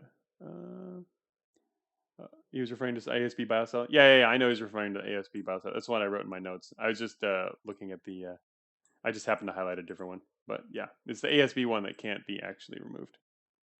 Um, Makeshift ablative battery. Cyanide biocells were hit hard. Yeah, all of them were. All of these were. They're still good.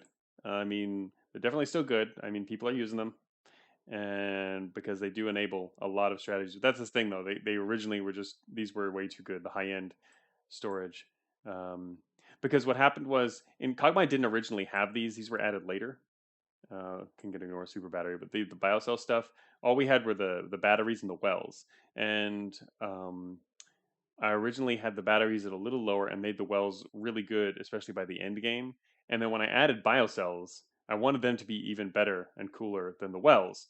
But the wells were the old numbers that I had just made up in the 70RL without actually basing it on like meta and other design stuff that we had gained, the knowledge we gained since then. So I just made them better, and that just made them too good.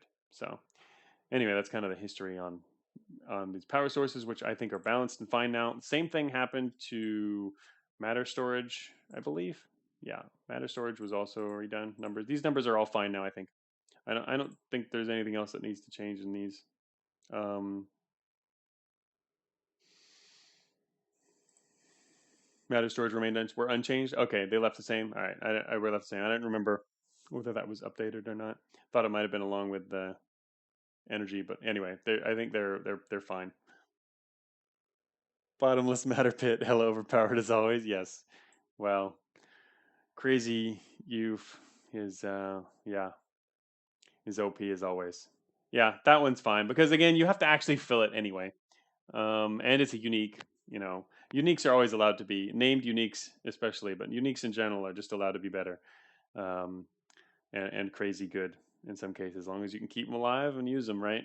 The thing about this one in particular, which makes it good though, is because this is a part you don't have to attach. You can keep it in your inventory, so it's kind of like a permanent matter increase, right?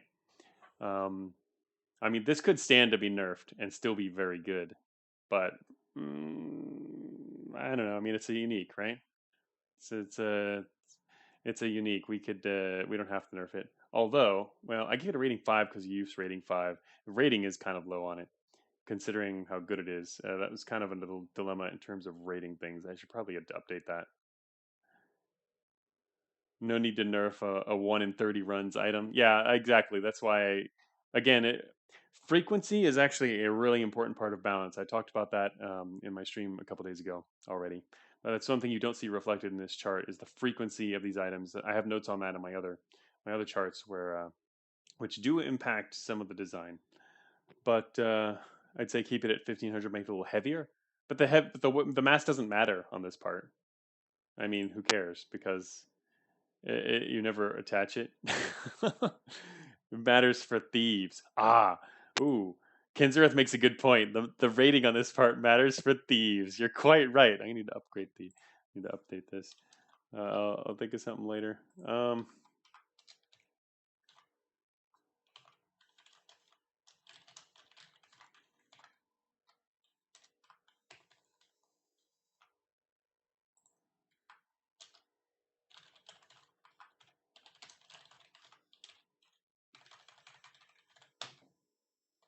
Got my changelog open on the other screen here. All right, let's. Okay, so yeah, I should up the rating here. It does matter for thieves.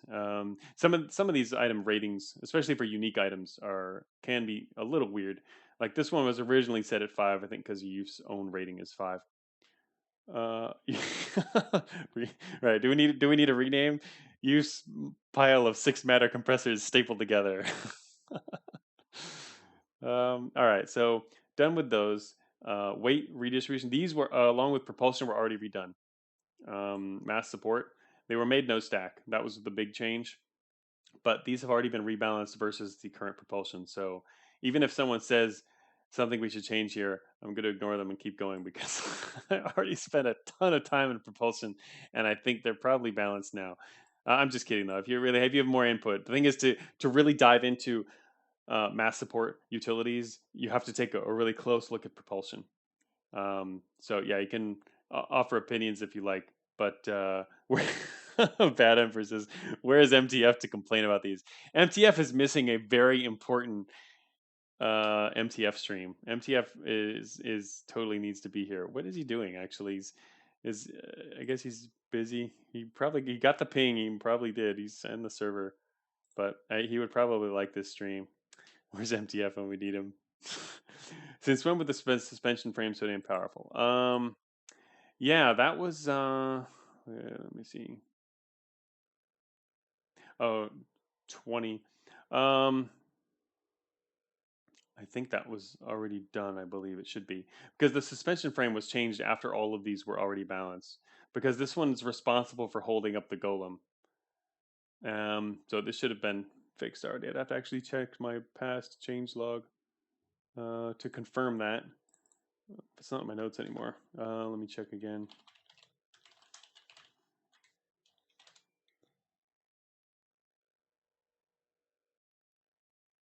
Oh no, last change was in April.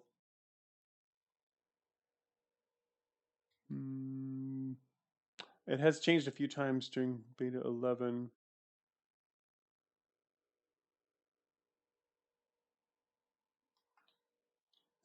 Yeah, I had some design notes in here about this. Should be okay. We'll see. Isn't Golem overweight times one when fully built? Yes, I think. Wait a minute. What is this here? Mhm. Underweight. It's not enough technically. According to my notes here, the suspension frame at these stats here, it says my notes here say um, this shouldn't be enough. This isn't enough to put the golem underweight, but it allows the players to add just 2 more legs to a golem build to put it underweight if you want to. So technically a golem build should still be overweight, but actually, wait a minute. Did I change something else in the stats? Entity stats. 1 second here.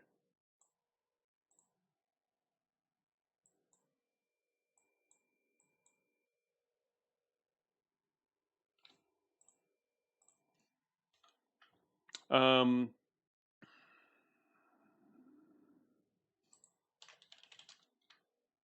golem is not underweight.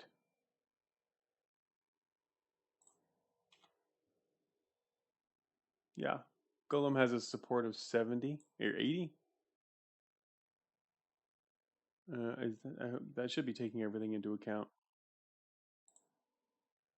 So speed is actually 144. Yeah, I'm pretty sure. Unless something went wrong, that should be the case. I guess some people's.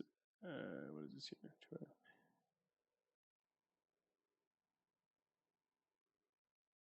Anyway, so yeah, that should be fine. I mean, I've looked over it before. It seems so. I don't have. I'm not pulling up all the specific numbers right now, but it was definitely supposed to be balanced so that the golem itself is overweight, but your players can make it underweight if you want to put the investment in there. Anyway, so yeah, for these here, I'm sure MTF would have other input. And it's too bad he's not here today. Well, I don't know. He'd be he'd be complaining a lot probably every time we get to a new item, new complaint. But anyway, these were already rebalanced with the propulsion, and I don't see any other input on that. So Metafiber network is a special item, so that's kind of doesn't really matter. That's specifically for golems. All right, and we made it all the way. We finally made it back to the Metafield. Zionite Metafield generator. So all I did here was up the energy upkeep, which in beta 11 is significant because energy can be a little harder for the builds that might want to use this to come by. Like if you get a flight build, you're trying to get stock up on uh, your built-in generation with artifacts. You know that's not going to cover this for you. You're going to, or it will can cover some of it. It'll cover the increase at least, but Imika says it's a matter drive required item now. That's what I was wondering is whether this means that people are going to always be using like matter drive with it or something. But if MDF he'd be in there complaining about matter drive, or I'm not sure MTF would survive this one, so it's probably good for him that we can slowly lead him into it. You guys can all you can feed him little updates or as and over time. Already are. Hmm. Um. So yeah, matter drive in particular too. Uh people say I should nerf the matter drive, which I haven't actually done yet. Um, Part of the reason being it requires terrain destruction, and destroying terrain is a limit. For one, it's a limited resource, and two, destroying terrain reduces coverage and pathing options, and can cause problems in other ways. So that's one reason that theoretically I haven't wanted to nerf it too much. Um, Metafield isn't as good end game, and now it seems very hard to power before end game. That's a good point too. Yeah. The other thing about Metafield that which made it kind of hard to decide what to do with it is that in beta 11, I mean, really you can just have some extra prop slots for this purpose because they'll make you faster. You're more reliable because you've got extra prop. that you won't, you can hopefully not lose, and they don't cost as much power as they used to in beta 10. Welcome, Zitch. Is this stream sponsored by Excel? Somebody contact them. Let me get some Cogmind donations going. We're definitely in Excel. In fact, this stream is sponsored by Microsoft Excel 2005 because that's the version I'm using.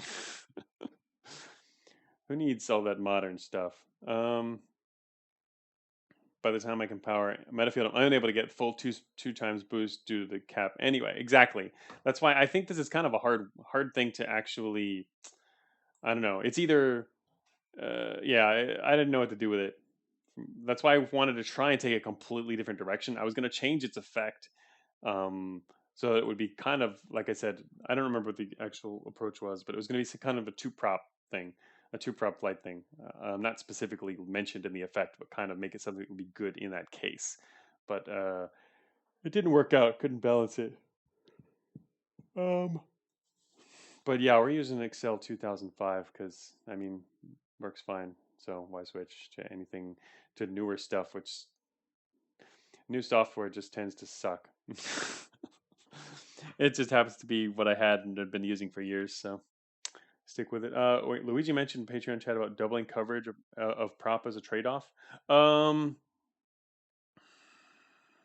yeah, that's an interesting concept. I think it might make it, mm,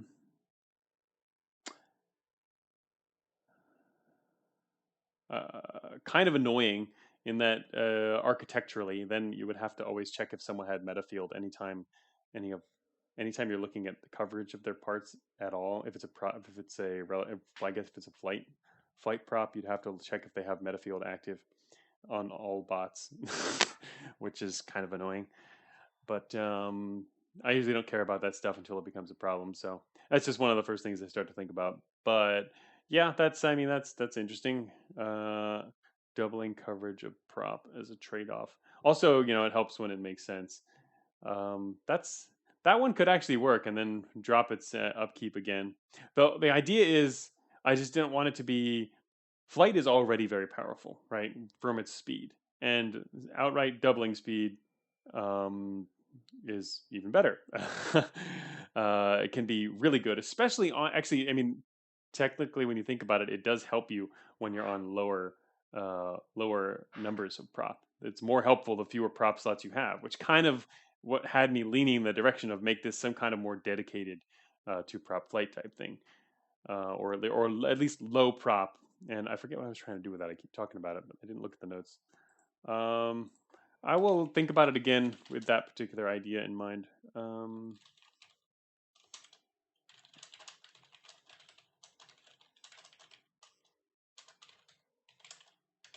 It's kind of I don't know, a weird idea, but I guess this is such a weird item. Also, I mean, the tech of it is also weird, outright weird, so maybe it could make some sense. Um,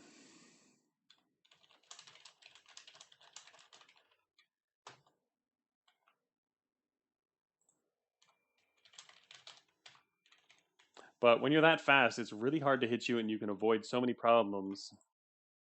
One of the original ideas I can bring up now, which people are probably pretty familiar with it if you took part in the Metafield generator discussions, was integrity. Like one things that I think that logically could make sense, more sense than doubling coverage, is that it actually runs down the integrity on your attached flight units. Maybe that could be a more interesting thing if we actually double down on that. I mean, then it becomes similar to overloading propulsion. It becomes similar to overloading flight, but you basically you would no longer want to use it unless you're more used to using like disposable type flight units. I don't know, surge testers, which already overload themselves, so that's kind of pointless. But what if you could use it with like swarmer flight, which is pretty easy to come by, right? Oh, Imika with just a sad face. That was, I think a lot of people didn't like that idea, but it was a suggestion early on in the Metafield discussions is what if it actually damaged your flight units when you're using it? Just for that advantage. Obviously, if it did that, we could drop the energy upkeep down lower.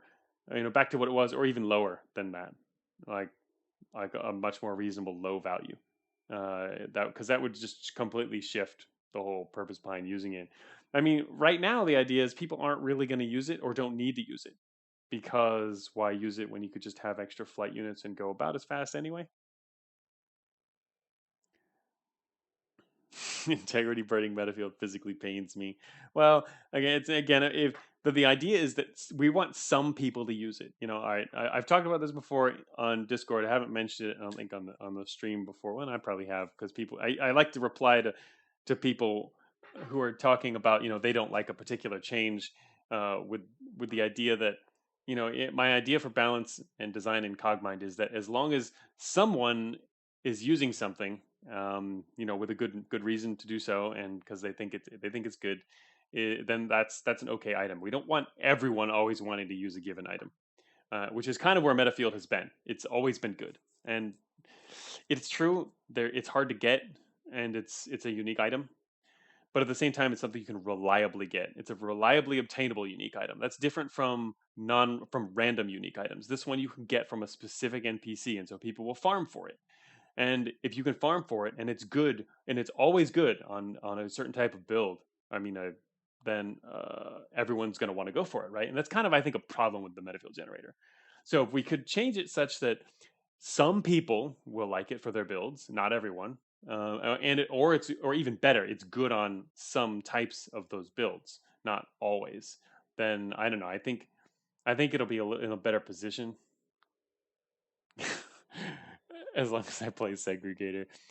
Um, lower resistances on flight hover. I mean, that's that's an interesting alternative idea, because then you only take the damage when you're hit, right?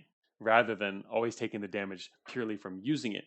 But the benefit of having Metafield is that comes a lot in their non-combat use. The fact that you're not even getting hit in the first place, or not even being spotted or caught, right?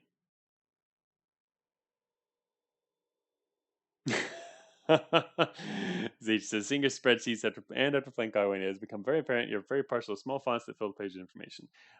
Very much so, I am. And a lot of roguelike players are too. I mean, that's the whole aesthetic too behind Cogmind, is screen full of relative of information, right? And if you're going to fit more information, you're going to need it to be a little smaller. But it's true. I was going to ask that in my last dev stream, and I didn't even remember to ask. I could easily just increase the font size here if you'd like me to. um, we can see less though. The thing I love about putting in the spreadsheet here with a small font is that I can see so much at once. It's much better for design. When you look at stuff like this, you're seeing, your eyes. I mean, it's probably different for different people too. But if your eyes can trace over less information at once or in a short period of time, and you have to scroll and look around at stuff, you're going to be a little less effective, and it's going to affect perhaps how the things you change even, and what you do. So serif font style. Yeah. This is a Chinese font. um, it is a serif font. I didn't even pick the font. This is my system font. This is my default system font. Don't zoom in. I actually start seeing stuff then. Are you on like a phone, Bad Emperor? Just curious. Here you go. Look, you can see things now. I didn't actually. Again, I was going to ask if anybody wanted me to change that, and I completely forgot to do that, because this is the normal size that I work in when I'm looking at the spreadsheet. But I do like me some small fonts. Zoom in on that energy upkeep. Yep, it's possible. Need to get a screenshot. Somebody screenshot that for MTF, right? We should highlight it. um, Big important number. I can only see the text easily in my 2560 by 1440. 30 energy. You will read it and you won't like it. I rarely found myself using Metafield generators because redact is impossible to hit without explosives. Oh, I mean, people have gotten really good at farming the Metafield. Um, But it's true, it's not completely reliable. In fact, that was one of the arguments that MTF was using, I think. MTF and or other people. I think it was MTF, yeah. He was saying that, it's technically you can always get it from that NPC, but it's not even 100% reliable to get it, right? As salvage. You might not. Ken Zereth, that is so true. Going right into Vex's next meme collage. Screenshot it. It's great. The Metafield generator outlined and bold. There we go. So yeah, anyway, after all that discussion, really it comes down to the same thing that I see a lot of in my notes. I've gotten notes from a lot of different people and a lot of different sources on this, and it's all over the place. There are so many possibilities, but nothing that's probably going to be perfect, nothing that everyone will like, that's for sure. I mean, obviously some people will like it, and probably maybe everyone would like it, I guess, if I just leave it the way it is, right? But I think it leads to kind of just everyone, too many people wanting to go for that build.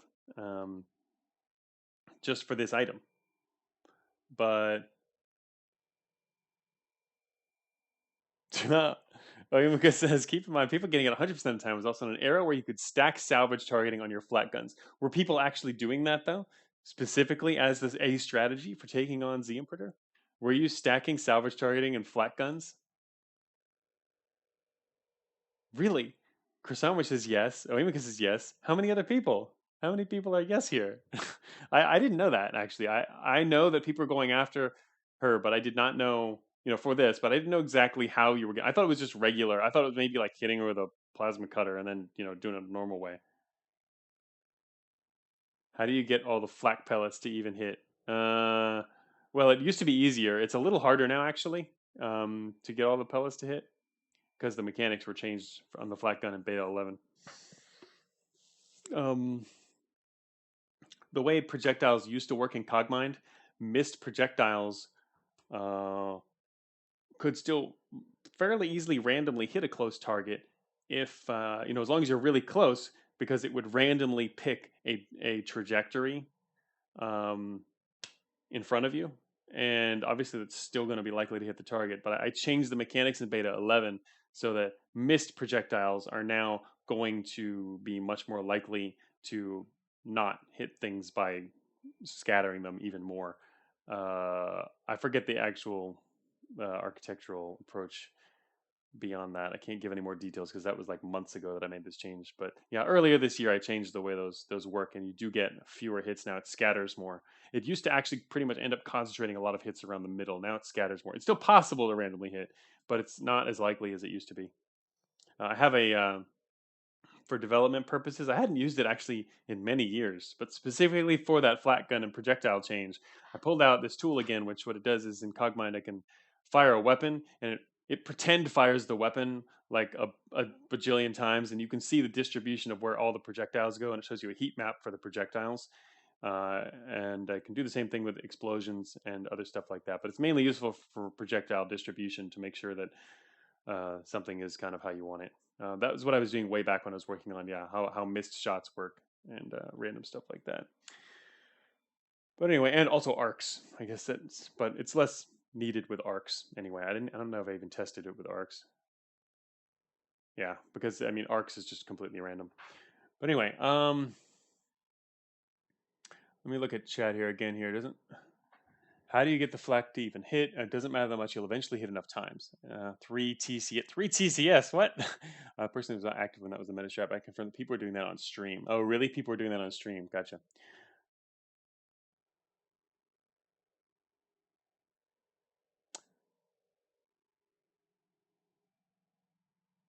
Guarantee 2 flat guns makes you salvage targeting, a bit of targeting, 2 enhanced guns. Gets Metafield drop consistently. Imika would know. The guarantee 2 flat guns.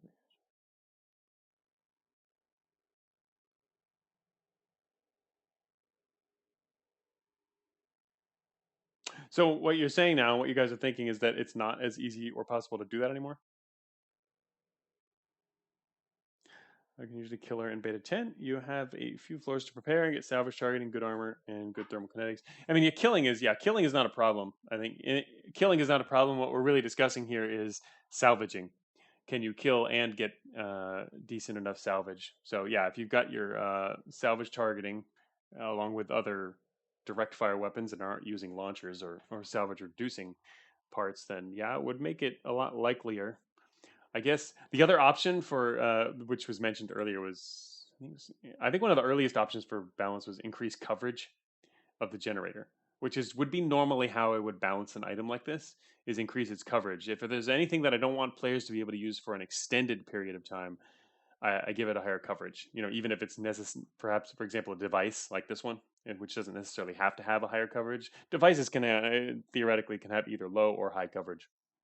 They're kind of, you know, whatever I need for design. Um, so, but people really didn't like that idea, which I don't know.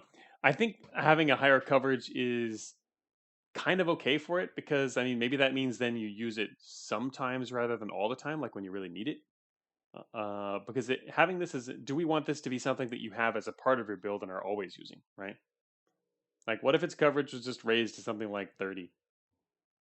Lower integrity instead? I mean, I think I'd prefer. I mean, yeah, it does have actually a relatively high integrity for a device, but um, the only difference between integrity and coverage in that regard is how quickly do you want it to how many hits should it require to kill, right? That's the difference. So if you have something with high coverage or I mean low coverage and low integrity, like processors, you know, you lose them suddenly. They're a sudden loss for you. Like a lot of processors just get completely blown off in the late game because guns catch up to processor integrity, and cannons have always been past it. So you can just completely lose something in one hit or one battle. Whereas if it has higher coverage, I mean higher integrity, I mean, and lower coverage, you can tell that it's getting low, and you can start to treat it differently. You know, kind of baby it. You got throw on your utility shielding, take it off if it can be taken off, that kind of thing. So if Metafield is a complete build staple, wouldn't it be a good idea to make something similar drop someplace else? Well, that's the thing, though. It's too powerful. If it shouldn't be a build staple. It's a special item, which can enable you to maybe do some special things, but it shouldn't be replaceable, easily replaceable. It's not meant to be. It's really good. Notice there's something right here below the Metafield generator. It's called the ST field compressor, which has yeah, I mean, obviously more reasonable upkeep here, higher coverage, and a little more integrity. But this thing here, I mean, the reason it can exist and be fine is because no one ever gets it. You can't get this until this falls under the Desublimator category. And in fact, I don't know. I think it might have been. No, I'm not sure. I was trying to remember which one was added first. I it's. I think actually the Metafield might have been added first before the field compressor. Yeah, it was. Okay. Getting field compressor is meta according to GJ and MTF Brainstorm. Well, yeah, it is good and it's late game and it's very helpful if you can get one. Oh, I see. Yeah, Kusanowicz is pointing that out at the same time, right? At the same time, I was talking about it here. The field compressors. These are technically, you know, they have the same effect here. This one's just again, it's an extended game. So, yeah, I think for this one, I don't know. I feel like increasing its coverage would achieve my goals. That's my first reaction, and it's also, I mean, if we did that, remember, I could also lower the energy upkeep. But I don't know. What would the effect of that be on people who are using it? You know, would that mean that you'd protect it more? Would that mean you'd start kind of you'd take it off in certain scenarios? Would that mean you'd would that how what would change based on what you're already doing? For example, do some people take off their generator if they're going to fight something, which I don't know seems only sort of unreasonable because it already has really low coverage and decent integrity. But if it did get more coverage, people would start to do that if they had to. I would rather have coverage because it's a protective thing rather than some unreasonably high upkeep. Yeah, right. And that's the thing. If the upkeep can be lowered again and we give it coverage instead, you can still protect it, right? It's kind of funny because I mean, that's the simplest first direct approach, and it's the first one that I wanted to do.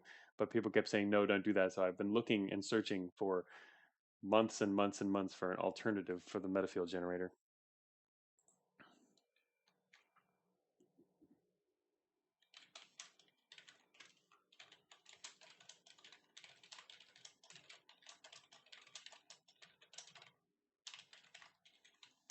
Well, I've got an idea to change it then. Increasing coverage is okay. It would make it a better mid game item. Yeah, that's what I feel, especially in beta 11. That makes a lot of sense.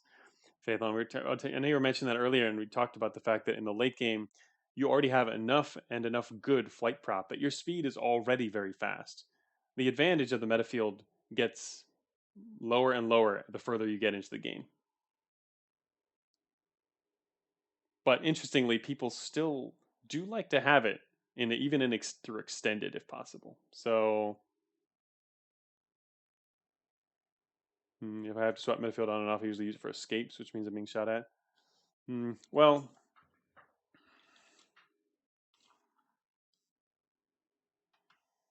I'm gonna wow, their undo feature includes even that. Okay, sure. Uh, Util shielding is a thing. Exactly. That's really what you do when you're trying to protect all your other utilities. But the thing is, the more high coverage utilities you have, the more pressure that puts on your shielding. Um,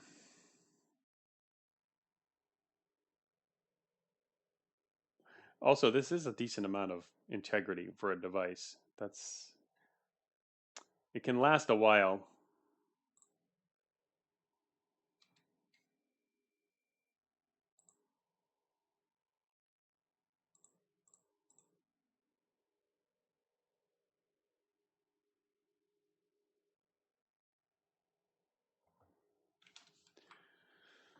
What should the energy upkeep be? Now that we've screenshotted, everyone, you can still show the screenshot to MTF though. The other one, he'll hate this one too, even though because he's so. I know he's one of the ones that said he didn't want this. Um, right, Metafield is a great stealth item to avoid getting shot in the first place. That's why I've always been trying to nerf it because it's too good in that regard. Honestly, even 30 coverage, I think 30 coverage is a little low considering its integrity. I wouldn't mind giving it 50 coverage if it has this integrity, or um, lower its integrity even on top of this, because that's a lot of integrity. But I don't know. It really depends on how long you want it to last and the fact that you can also protect it. Put coverage to 300 real quick. There you go. Screenshot that. Oh, gonna make him cry. There you go. That's. Will he believe that? He might believe that for a split second. Actually, you know what? You're probably good. Integrity to 10. There we go. Well, you know what? That's too obvious, though. This one's less obvious, right? Um. Yeah. Anyway. Uh, 30 coverage. Even I think in 100 integrity is kind of high. Anyway. Maybe I won't nerf it too much. We'll see. I don't want to nerf it a whole bunch right away, but teasing the noobs. uh, no one likes the idea of increasing the mass to like 7. Uh, huh. I don't remember people mentioning mass. I mean, mass for a mass increase idea. Mm, I don't know if the idea of increasing mass really would work with the metafield, if only because then it becomes more of a direct comparison between adding extra flight and the support that gives you for the mass of something that increases the speed of your existing flight. It's kind of become a more complicated cyclical relationship there, which is kind of nice to avoid in designs where possible. I'm not saying, I mean, it's doable. It would require a lot of looking and comparing at the numbers to see how that works out, but I think it's fine at a lower mass, probably.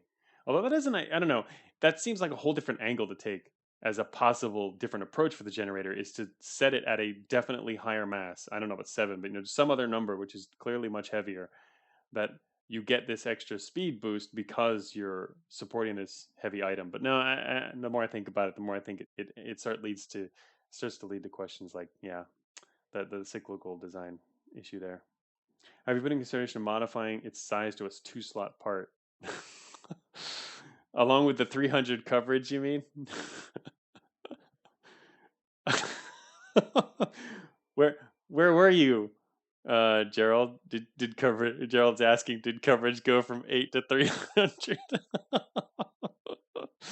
We did this specifically for an MTF screenshot. No, it did not go to 300. It tuned out for like 60 seconds. Yeah, it was a joke. Um, I think we're starting to think now maybe we can lower the upkeep back. 'Cause I actually don't like the idea of raising the upkeep on it because that does make it pretty impossible to use in the mid game and is not very useful in the late game anymore. So that's kind of an over nerf. I mean, this kind of nerf, like a coverage nerf, means you can use it. And sure, it has some drawbacks, but it's obviously a great item too. So I don't know. I think part of what turns me off my original coverage idea too is just MTF and his typical coming out and saying as soon as I said something like this, it's terrible. I'll never use it again. Of course, when it comes down to it, we have to look at what MTF does, not what he says. Just like his botnet stats, right? We can't go one stream without mentioning MTF and botnets. Although I think that might have been the second time. That's the second time this stream. So, all right. So energy upkeep down to 20. Honestly, if this were beta 10, I would even. Well, no. Well, it depends on the flight. I was thinking. I'm not even against lowering the energy upkeep below 20. Um, because but at the same time, flight out now has a little easier time managing energy because flight unit energy consumption was reduced for beta 11. Botnet bad. No. Integrity dropping a tad might make a little bit of sense too. Zynet prototypes aren't known for being sturdy. Yeah, that's true. I mean, lore-wise, it's weird that this has such high integrity, but at the same time, it's a unique part on a major NPC. So that could work. I mean, it's also especially if we lower this. Flight has flight has an easier time managing flight unit energy, but not extra util energy, says Imika. Imika here with the subtle hint that a lower energy upkeep would be nice. All right, well, what if change that to 15 and lowered integrity 2? Well, how about that? What do you think about those numbers? Too bad MTF isn't here. We could ease him into this by gradually changing the numbers so that he accepts the final set of numbers, maybe.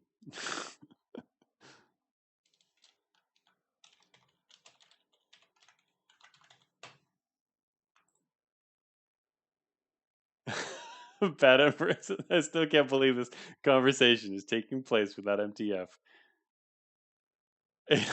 800 integrity, 300 coverage seems good. We're missing some zeros here, right? So it's still worse than the field compressor in every single way. Yeah, well, it's supposed to be. I mean, the field compressor is on tech on a different level.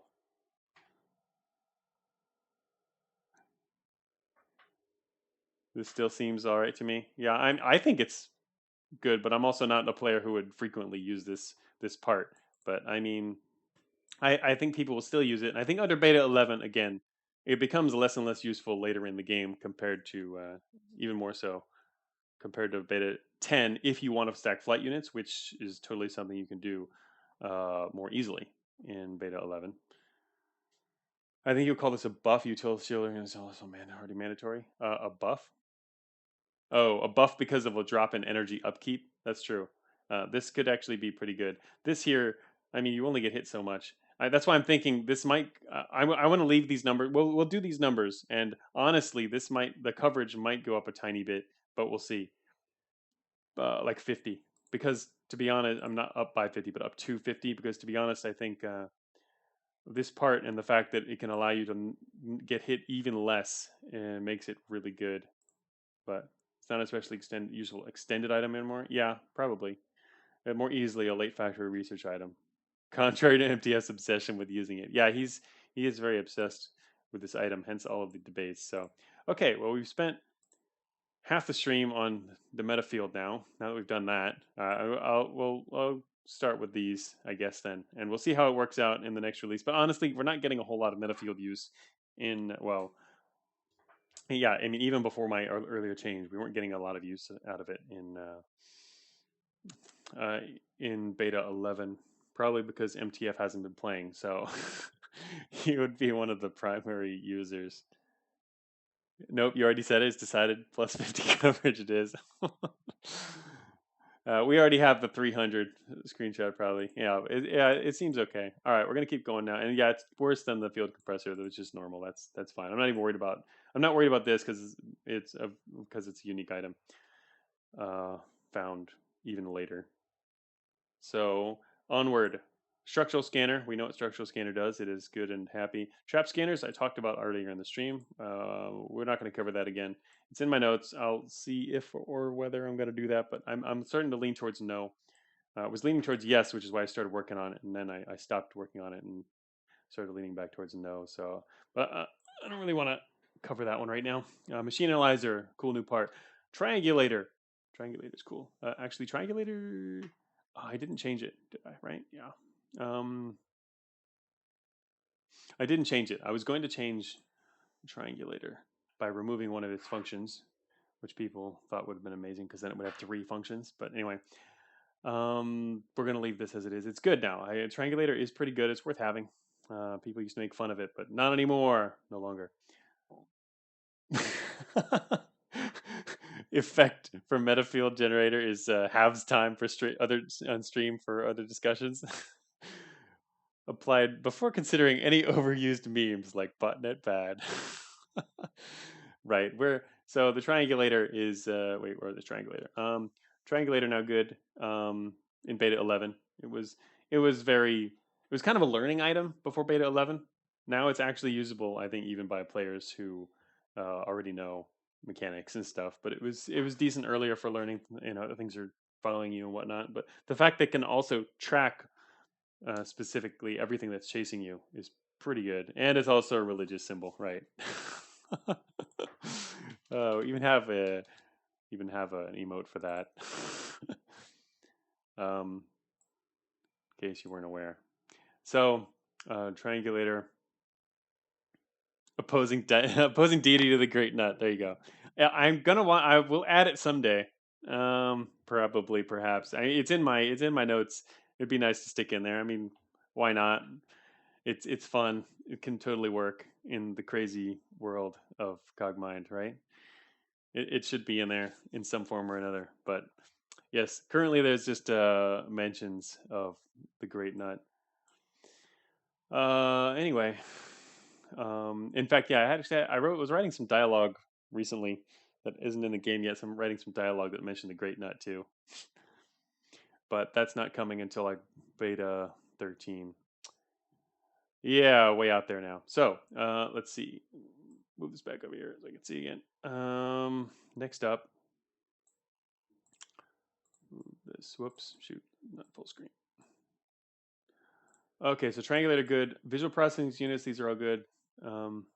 These are all balanced, good and balanced. Notice the max range, note it's balanced so that your max sight range can't exceed the map view, which is one of the things that I always like to mention and emphasize when people are like, how small things are and large they are in the aesthetics of Cogmind and the font size, and it's really the game design is based around the map size that you can see at one point, and this is one example of that is the maximum visual sensor range. But anyway, these are fine. Nothing. We already did this. Sensor arrays are done. These were done earlier in beta 11. There's ranges have been reduced. A lot of sensor range changes over the years compared to other parts. But sensors are a very kind of a central part to a lot of builds. So, and I think they're nice and balanced now. But yeah, I wrote a whole dev blog post on that, so you can read about that on the site if you like. Signal interpreters, nothing special about those. Those have always been the same. There's no need to change. And I'm still sad about that change. What is it? What change is that? You mean the reduction in range on the sensors? Is that it, Chris? I mean, it was really excessive before. To be honest, I love the new max range. 20 is a good max range because it's slightly outside your visual range. So okay, it's helpful. Even it's I should say it's outside most of enemies' visual range too. So it's helpful even in corridors once you get to the highest tiers, even all the way up to here can be. But it's also where sensors really shine is they allow you to see all the things behind the walls and all the other directions too. And so that's kind of it focused them a little more. on that ability, as opposed to visual sensors, which are really good, which now exceed sensor range when you have direct line of sight, which is great. So I mean, you've got they're differentiated better. Sensor arrays were too good earlier. Oh, you didn't know? Phaethon, yeah, they cap at 20 now. I guess people who watch my streams wouldn't really know this stuff as much because I don't use them myself. I don't really use sensors in general, but I know I have a couple times since then, but not really much. Not certainly not in recent streams. But yeah, they cap at 20 now. The absolute max sensor range is 20. Give Farcom 20 range back. Farcom is still so good. The fact that it updates in real time too. I like experimental sensor revealing half the map. I mean, it's cool and all, but that's excessive. Plus, then of course you have run into the issue of being able to see a lot of things that might not be in your map view, which is always kind of annoying. So I'm liking the rework. Real time. My tracker experiences say otherwise. Yeah, right. The tracker thing. I looked that up. I tried that. I couldn't. Did I fix that, or I couldn't find what it was? Uh, or did I fix it? 1 second. I'm actually checking real quick. It's not in my notes anymore, which means I would hope it's in the changelog, or I don't know what happened. Let me see. Coring immunity. No, the last tracker change was giving them coring immunity. It was ages ago. It was in April.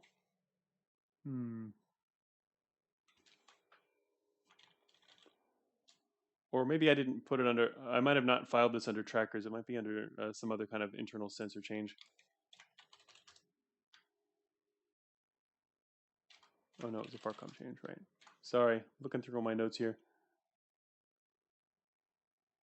Farcom range reduced from 20 to 18. Yep, I remember that one. Continues to match the long range sensor, which was reduced. Yeah, the intent for Farcom was to be same as long range sensors. Huh, I don't see anything here. Maybe. Nope, didn't call it FC either. Okay. Oh well. Maybe I just couldn't repeat it. Heavies can have the same effect. Actually, they can double up. Really? I don't see it in my notes anymore for some reason. Nope, don't find it there either. Cannot locate it if it still exists, but I did actually. I'm pretty sure I checked that. Well, it would be under my tracker notes. Yeah, I must have deleted it. Yeah, I definitely had notes on that and tested it, and either fixed something or couldn't repeat it. And whatever I fixed it as, maybe it's in the changelog under a different thing, but it's hard to tell because I wouldn't have put that in the public changelog because it's a.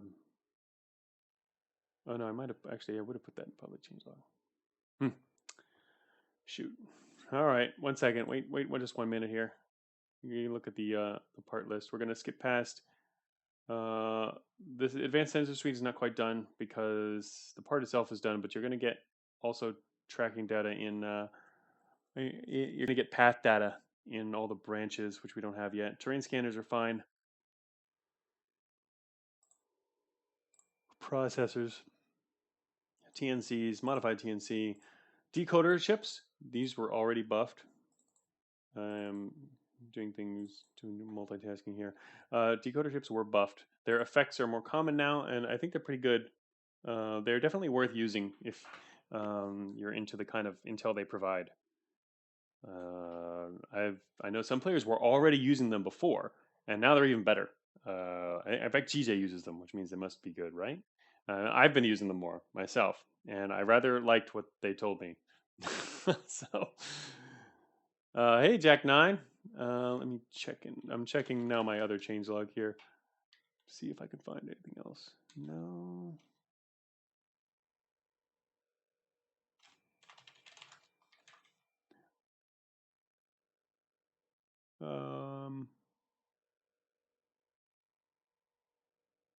Now I'm just outright checking for Imika because your name would be attached to any fixes there, but I do not see one. Huh. Surprising.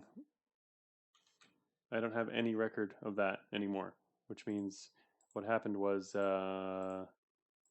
It's likely that I tested it and couldn't repeat it. That's a possibility. Anyway, okay. Vectus. Hey, Vectus. We've been having a lot of fun. Those processor numbers don't look different. No, they're not. I tuned out what happened to Triangulator. Huh. Decoder chips need another buff. What? Decoder chips are buff. Decoder chips very good, but also they. I guess one thing we didn't have in beta 10, decoder chips now actually tell you specifically what they tell you here, what information they'll give you. See, in the effect. In the original one, it just gave you the fact that they decode bits of useful data. Now it actually tells you what it prioritizes. Garrisons, active patrol, and investigation, reinforcement, security, positions, blah, blah, blah, those kind of things. So you can get a list if you're interested in that sort of stuff. You can attach that type. But, Imika says, I was just testing it again. I don't see it immediately happening. I wonder if I made an adjustment there, but I don't know. Or did you just, now you've spent showing me a screenshot. Did you find some instance? Oh, that's your old screenshot, right? Oh, you found the screenshot. Yeah, that's the old one. I had that screenshot too. I had a link to it. And I had notes about that. And I know I tested this. I don't know what came of my test though, because I can't find it in any records of that at all. All right, so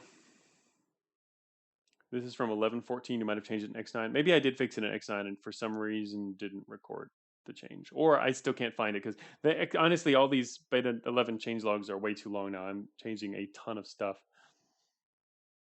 Let me check an old version. Yeah, if you can check an old version, that'd be good. But the fact that I have no record of it, even in my notes, probably means that it was fixed. I occasionally don't put things in my change log. Very rarely because I forget. And more often than that because it's just something so minor or secondary or something that maybe only one person noticed slightly somewhere. But I don't know. It's possible that happens sometimes too. Although normally it only been happening in beta 11 because beta 11's been a really long cycle, and the changelog is getting kind of big. Anyway, decoder chips are good. I don't think they need to be changed anymore. Alert chip was buffed. Does it tell you that here? Yeah. Analyzes ambient OB1 signals to gauge the current alert level. That's what it always did. And reduces all influence increases by 20%. So some people liked this item already, and not a lot of people. Most people laughed at it, but you're not going to laugh at it anymore. If you laugh at this item, you're wrong. So, were you living in a parallel? It's a new effect, Vectus. I only added it. Oh, actually, wait. Isn't that's in the current X9 release? I changed that because I released the Exiles changes. This is an Exiles item. So yeah, that was changed before and released. Now, Chris Saward says, now we'll laugh with it. Yes, no laughing at it. You can laugh with it. Good one. What? You could have sworn it always did that, but like 10%, not 20? Nope, it never did that at all. That was a riff ability that we've had, and I decided to slap it onto the alert chip, which seems like it could work.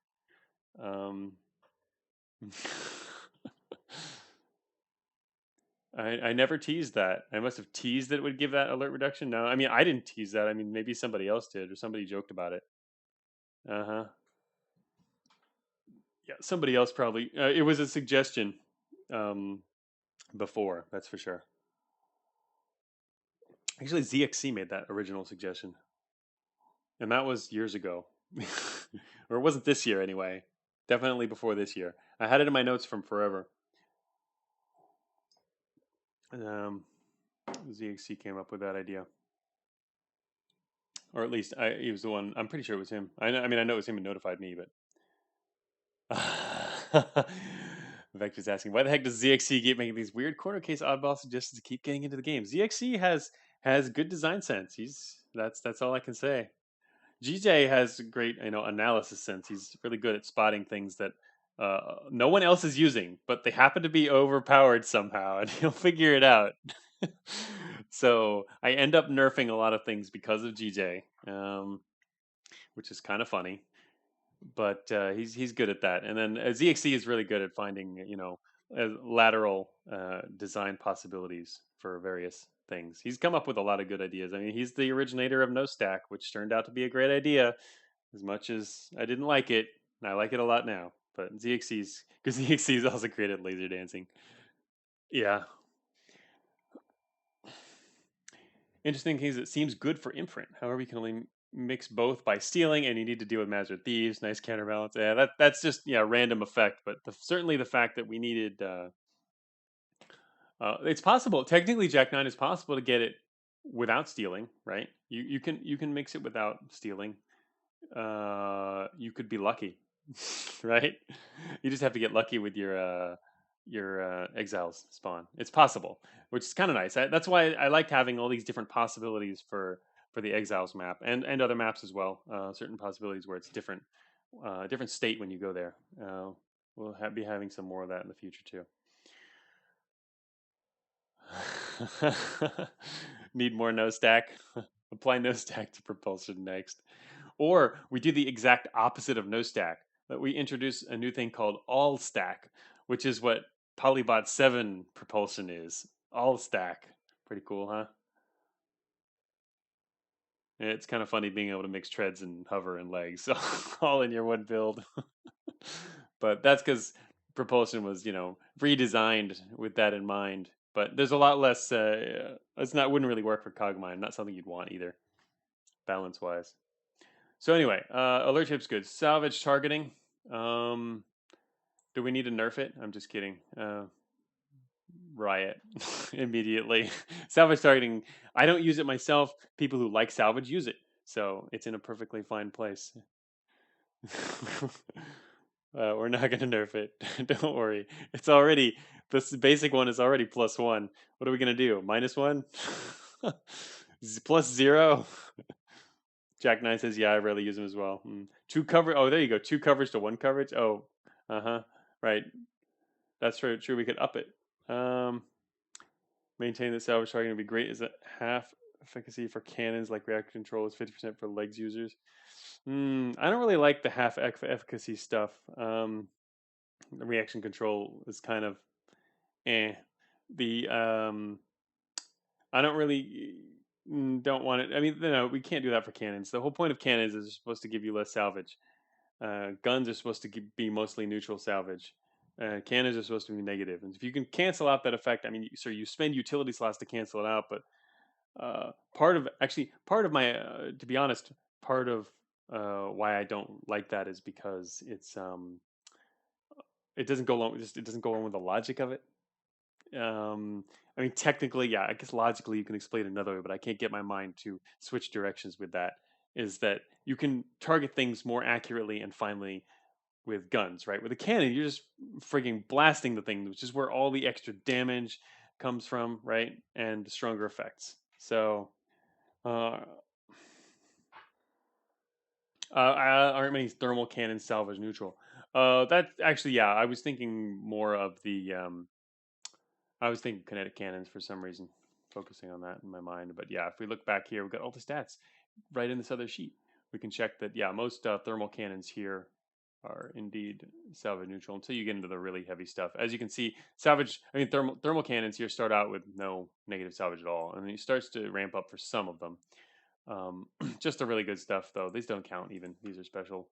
But yeah, most didn't have really heavy salvage unless they start to get salvage for some reason, like they're really powerful. These don't count. They're all just special, unique stuff. So it's a subtle shift that would make cool for hybrid, thermal, etc. builds. Again, I don't really like. I don't know. Plus, also, you can't have that number easily. It would have to be a different number. I mean, what's half of +1? In Cogmind, it's 0. And then also advanced would be just as good as improved, but it's okay for half of +1 to be 0. I know, it's true. It is okay. I mean, yeah, you get a little bit on the. I don't really see it being. Yeah, I don't really want to do that though. Amazing reason I want salvage for targeting, salvage targeting for cannons for prawn kills. Yeah, that's the thing. You want your salvage targeting on these cannons so that you can get your salvage and destroy things more efficiently, right? Huh. Oh, Imika says no luck getting the tracker bug again for some reason, even on older versions. Weird bug. I don't know. I'm surprised I erased it without leaving an extra note, but that might have been why I erased it, because I tried a bunch of things and couldn't repeat it. Maybe maybe I just didn't look far enough and I threw it way down the bottom of my notes. That could have been what happened to it. That's a possibility. It would take longer to search that up, but I might have put it in my far away notes for stuff just in case someone brings this up in the future. But I don't know. I would have found it with a Farcom search though. Weird. Blast is salvage. 7% is not salvage. Why is 7% not salvage? 7%. Well, it's sort of salvage. I'll be honest. I also think it fits the canons. Thank you, Jack Nine. Yes, that's my opinion of it in terms of just the logic of it. But so from a logical sense, it doesn't work with the canons, and from a gameplay sense, it doesn't really balance out. So I don't know. Despite how many times, mostly Vectis, I don't know how many other people, mostly Vectis, ask for that. I don't think that's going to be a thing.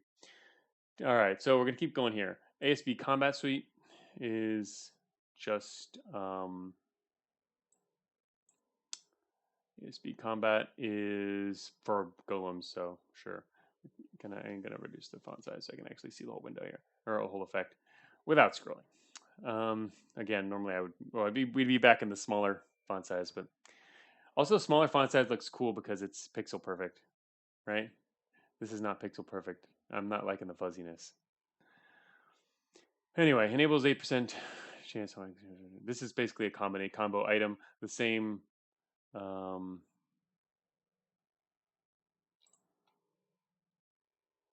right. So here we've got. You're mentioning TCS. Targeted computers, by the way, they're not going to be. They're fine.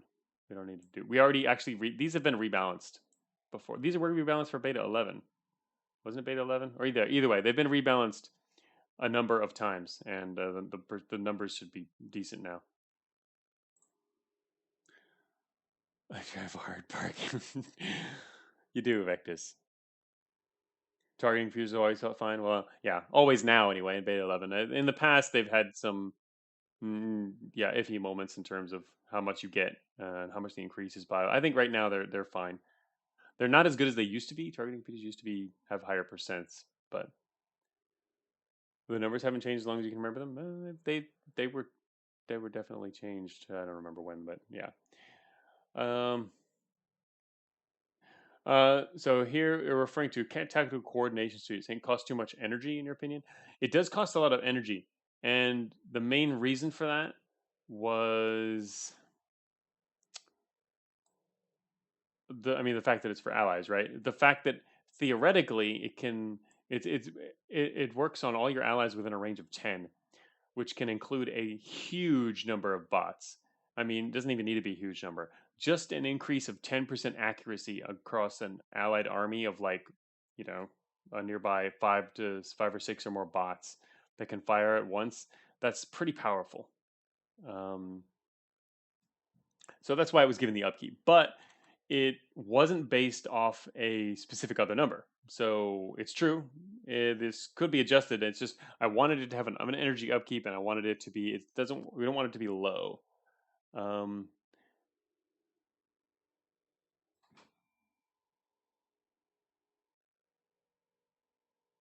Yeah, exactly. As Imika is saying here, a 10% accuracy bonus for say 10 golems. Exactly. In fact, when I said that, I had golems in my mind. I'd say accuracy. Wait, what? Accuracy 10 to 9? What? You're saying change 10% to 9%? That's not meaningful, really. Range to 4? I like the fact that it's a larger range. It makes it a lot less. It doesn't require so much tactical positioning on your own part. Also, it means also this is not. It's more helpful for builds that aren't necessarily fast. If you have too short of a range, then you have to. It's more related. It's going to be more connected to your speed.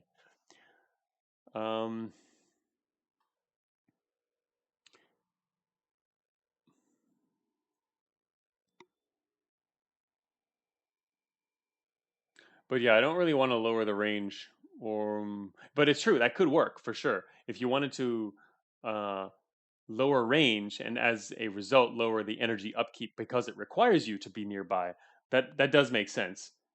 So in here, you need build strategy to keep up with your energy use, sure. And in the other situation, you would need to have a certain kind of build that for that can reposition. Which I guess, I mean, you could say it kind of makes sense in terms of tactical coordination, right? But tactical coordination suite doesn't imply necessarily that the user has to be the one moving around. That's more of like you're a stationary like command and control center for all the stuff that's not too far away.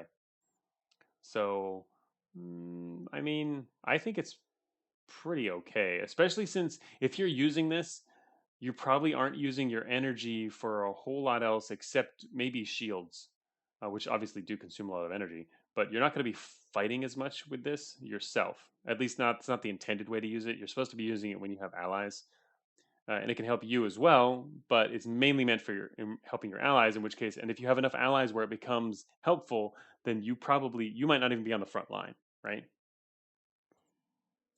Energy mantle, yes. Right, this energy mantle.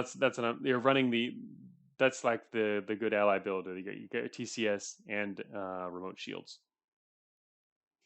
Um, so yeah, it does take energy, but mm, rating 5, integrity 30, coverage 8. Hmm.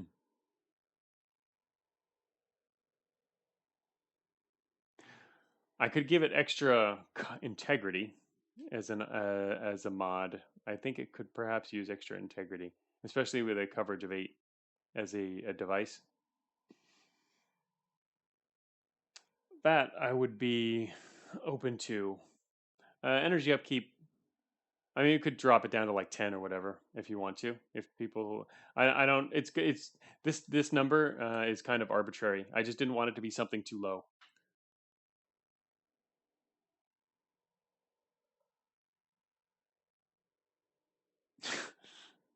Trying to get Vectis to do crazy things again. No need. Vectis can manage perfectly fine on his own.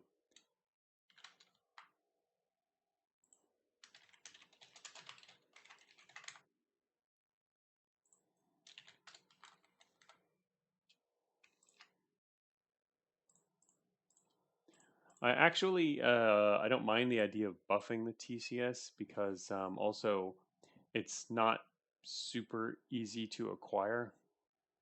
Not too much for you, a slight reduction could make all the difference. Yeah, yeah. I mean, we could drop this to 10 here. Of all the things I never expected of this stream was a TCS buff. Well, what is your opinion on it, Imika? I'm not hearing a whole lot of different opinions. I mean, I'm buffing it partially because of what Gerald says, and partially because, again, this number here in particular was arbitrary. I just didn't want it to be low. And from my personal experience, I mean, they're not quite as easy to acquire, and also they're good, but you tend to lose them you fairly quickly. I mean, certainly compared to other things. I thought it was fragile because derelict parts suck. I mean, the thing is, this still, yeah, it could. This part is a bit different though than a regular derelict part. Um, Derelict parts aren't necessarily fragile. They're certainly different in a lot of ways, but they're not necessarily fragile. It's the Zionite parts that are fragile. Zionite is not equivalent to derelict, but this is warlord stuff. The TCS is the warlord part, so I mean I can see it with some extra coverage so that it lasts longer.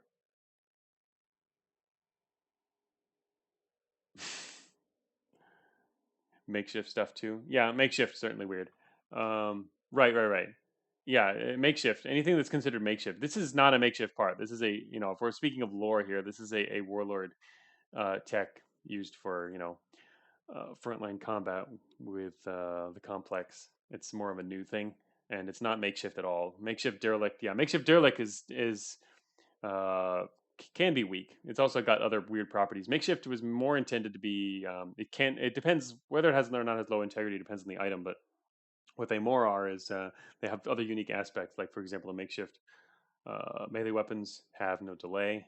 The makeshift, but have other drawbacks. And the makeshift, they tend to have more, to be more unpredictable in effect. So you have makeshift, like the makeshift weapons. have wider damage ranges. Basically, wild stuff from derelict territory. But anyway, yeah, this is okay. I can see this was extra. I mean, I don't mind buffing it a little bit, even if it's not necessary. All right. So anyway, melee analysis. These have already been redone in a previous beta, not beta 11 or 10 even. I think it was before that, but I think they're balanced fine now. Melee analysis are good. They increase your minimum damage and give you extra accuracy.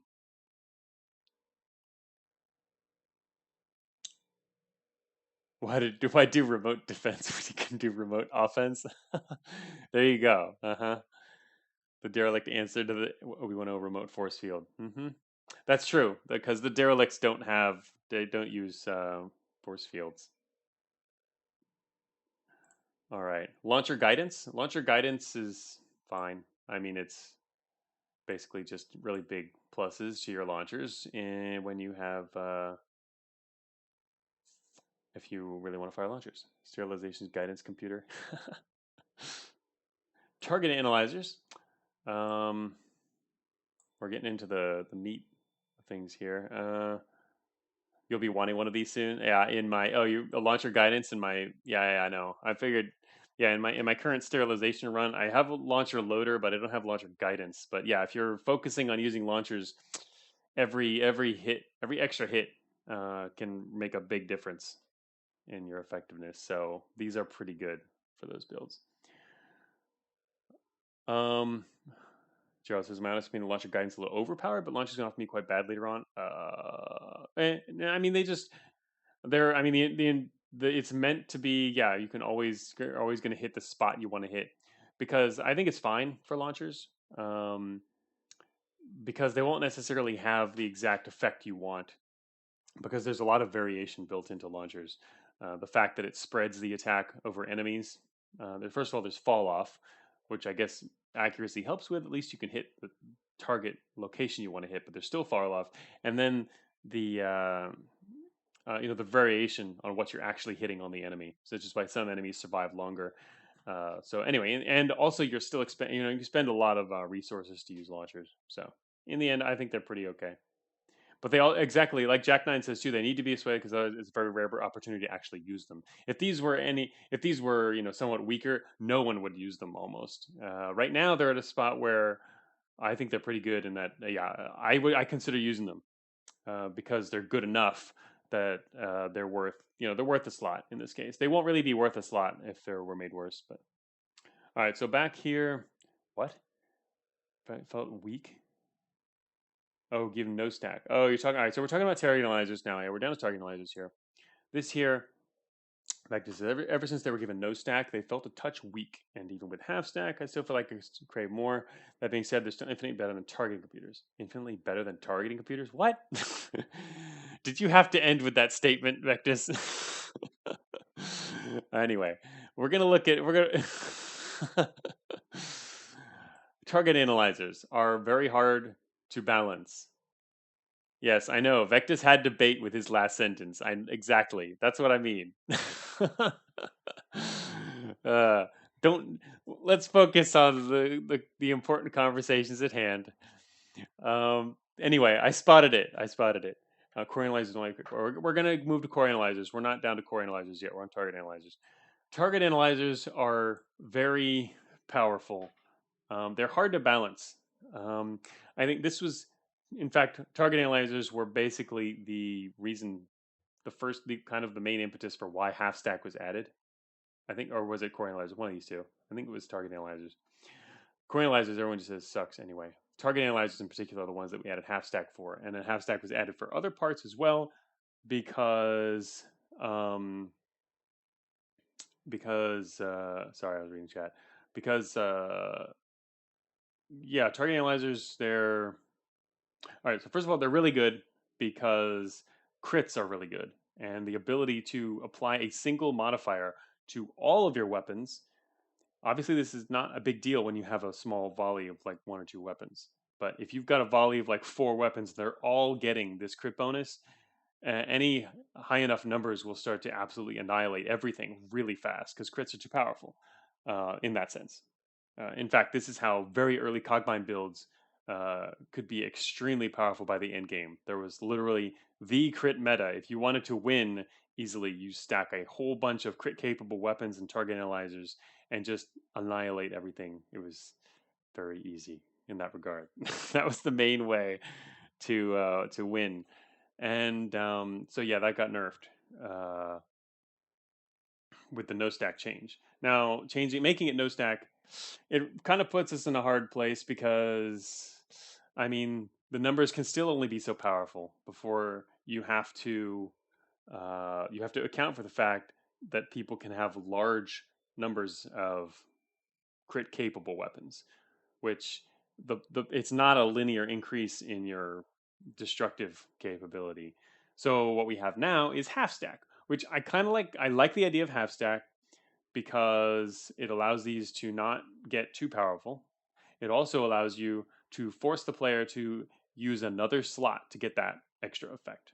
So it's not the same as stacking. Clearly, you don't get double the effect, which in the case of target analyzers could be too powerful at the higher end, especially if you could get the full double effect. But for an extra slot, you get some of the effect, which is still good.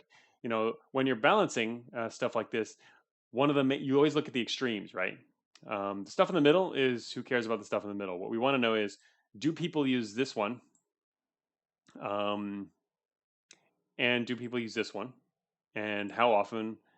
And with what builds? And so what are these numbers going to be? The biggest numbers here are the 10 and the 5. We're balancing for to compare these two and see how that works out. Like the 10%. A 10% on its own is definitely quite good with the right loadout. And turning it to 15% with an extra utility slot is also very good, again, with the right build. So I think that kind of makes sense. So anyway, that's the question: is what do we want to do? Anything more with these? These were already given half stack in the latest release. I personally have not played the latest release yet because I'm still stuck on X8 because that's when I started my sterilization run. But I do look forward to applying these. All right, yeah. Hey, oh, whoa, whoa, whoa, whoa! MTF's here. Oh my, hello. I'm buzzed and heard my baby's in danger. Oh, we're past that. MTF is here. Oh no, we're already partway down the utility list. We've passed up your baby. Wait, what's that you doing? Oh, I see. Nah, what's the catch? MTF now thinks the Metafield change is reasonable. What's the catch? Wait, did I hope everyone showed him the screenshots? Anyway, Z printer now self-destructs and ruins their salvage. Imika says the catch is it immediately gets crit off due to spite-driven RNG. All right, so I was baited. Vector says, for me, target analyzers are an especially interesting item because I feel they are way cooler on items with base 1% crit or like 2% crit as opposed to actual crit themed weapons. Yeah, okay, that makes sense. With target analyzers, it gives you, and that's actually, yeah, that's something I think that was an interesting point. I remember that from back when I was using these a lot more in earlier Cogmind. With even weapons that have a much smaller crit, you can give them a bigger boost to that and have them be actually reasonably critting things. As opposed to what I was talking about too, with just a stacking the volley. But even with stacking a volley, you stack a volley of normally very low percent crit weapons, and it kind of changes the whole characteristics of that weapon once you can do that, as opposed to already high crit weapons, and you're increasing the number, which is they're already designed to be high crit weapons. That's not an unexpected thing that you can crit a lot with them. You can crit even more with them. But it is kind of interesting and different when you can do that for weapons that weren't really intended to be crit weapons, which is what things like the better target analyzers allow you to do more reliably. So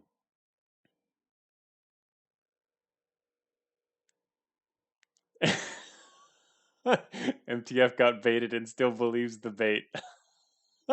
Please show MTF the Metafield before they have a crisis. That's funny when you get most of the work out of them, either getting very close to 60%. Yeah, exactly. So, okay, here we go. Up here, let's go back up and up and up. Where's the Metafield? Where's my way to pass it up? Uh, Maybe we didn't change Metafield. Oh, sorry. This font size is too gigantic. Why are you guys making me stream in this giant font? All right, here it is. There you go, MTF. The Metafield generator. Look away. All right, look again. Metafield generator. For weapons with a high crit chance, plus targeting, plus. See, we gave it extra integrity. um, okay, it's a good point. As Vector says, for weapons with a high crit chance, plus targeting is better than plus crit, and vice versa for low crit. Yeah, that makes sense. I don't like this game. Okay, so that was the joke value we were doing earlier. We even had highlighting, and we were talking about it and stuff. This is the real value. The real value is here. It's exactly what you were told earlier, um, except for the joke one. So you don't like this game. So here you go. 80, 30, 15. Really real. Yes, really real. This is the real values. MTF's happy. Wait a minute. If MTF is happy, I think we've done something wrong.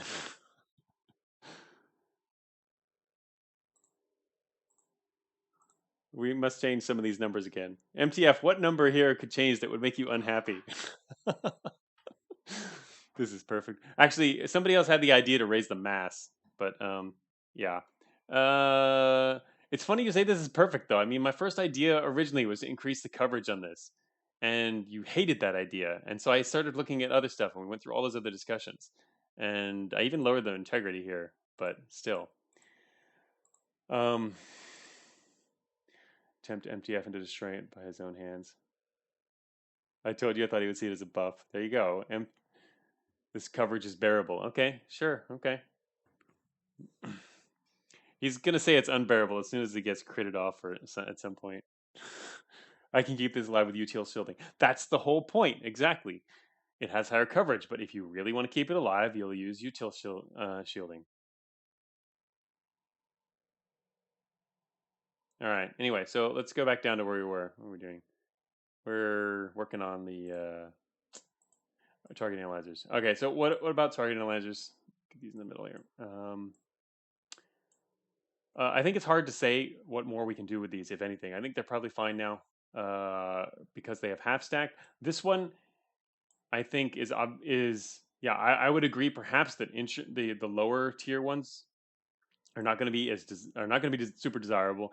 I think that's fine because we don't want to get them too close to the upper tiers, and they're used for other bots. Remember, so I think they're fine.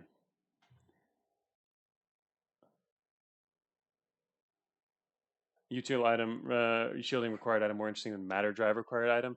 Exactly what Jack Nine says. You're not supposed to be shot with that speed. Um, that was kind of the point. That was also, I mean, I talked about that earlier. That's kind of the point of raising the coverage too. It's raising coverage of an item that makes it less likely you're going to get hit anyway. So well, I'm trying to drag us back away from the Metafield discussion. It's still threatening to consume the stream. What was the original meta coverage again? It was originally 8.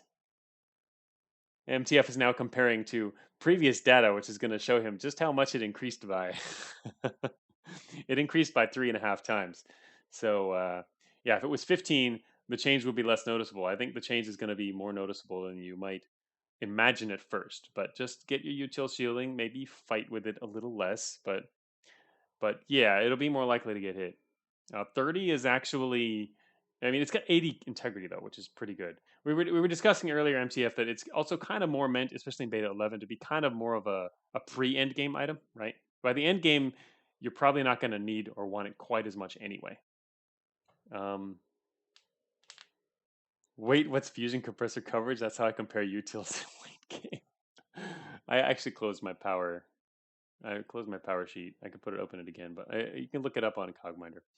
All right, so I don't think we're going to change that. Next one here. is core analyzer. Core analyzer also became half stack, which kind of makes it a little hard to judge now. It might be. What do people think about this? Is it okay now that we have half stack on it? Because this is another example of an item which is too powerful if the percent chances get too high, which is why it was no stack. And now we're allowing it to be half stack, which honestly can be really powerful with stuff like the experimental core analyzer. But this is also very hard to get. Well, okay, maybe not. I'm not.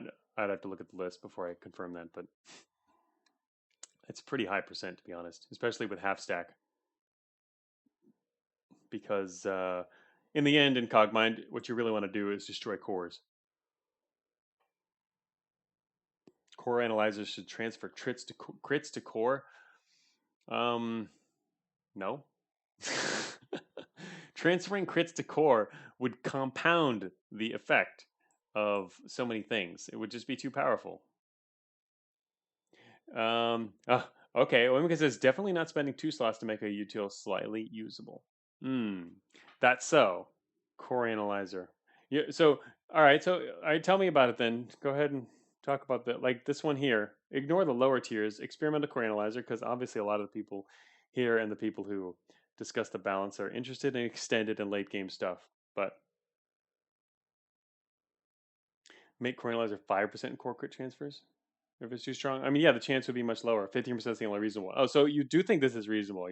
I thought you said you think this is slightly too low. You think the rest are garbage. Yeah, I mean, I ignore these two, and which probably means, yeah, they're not great. Although I also ignore things like hackware. 15% on the edge of usability.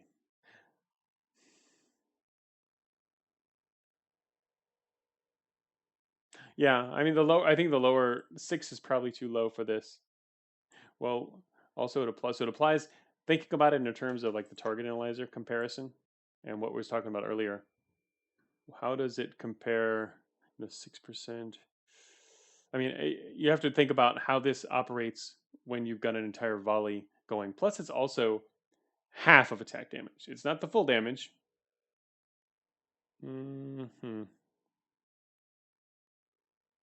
I could see raising all these lower chances then. Okay, yeah. I mean, because the point there too, yeah. All the other utils you want are more influential than core analyzer. That's the thing. When you're balancing items, especially utilities, you got to think: is this worth a slot compared to what else could be in the slot? And yeah, the answer with core analyzer is usually no.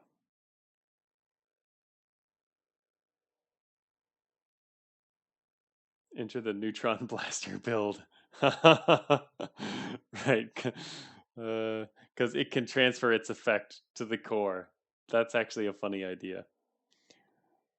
Vectis here. One thing I would like about core analyzer is if it specifically discouraged using weapons with critical strike, because it doesn't transfer the critical strike.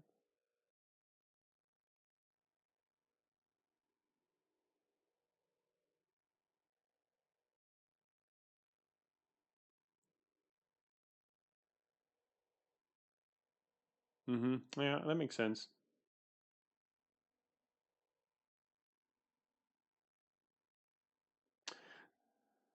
So I feel like keeping out the crit transfer would be fine, but there's all hypothetical consider plus 10 to 20% raise to all the utils across the board. What? Doesn't nearly everything crit though? No, a lot of things don't crit.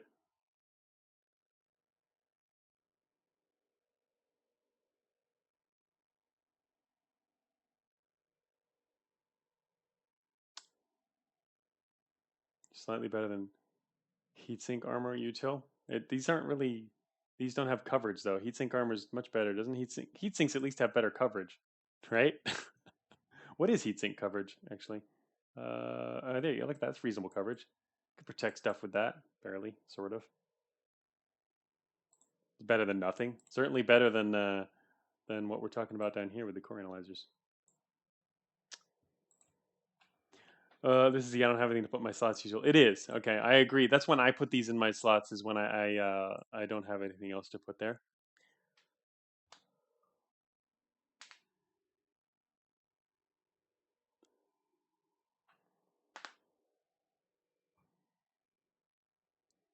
What if core analyzers raised enemy core exposure only for weapons without crit?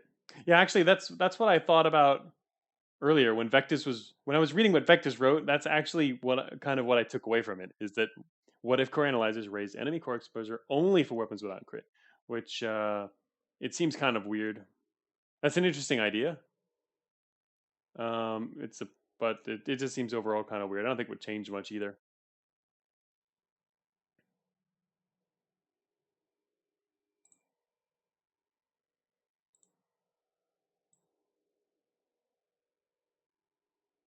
Yeah, most things do crit. I mean, yeah. Okay. Yeah, most things do crit. If we're gonna actually look at that, launchers don't crit. That didn't count. Yeah, pretty much everything's critting.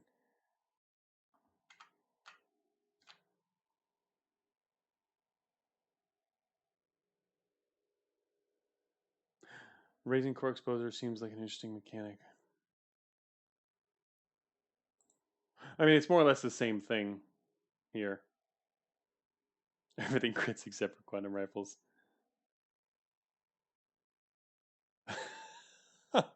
Don't worry, I'm still here, so non-constructive criticism is covered. Gotcha, Bad Emperor. Yeah, it's similar effect.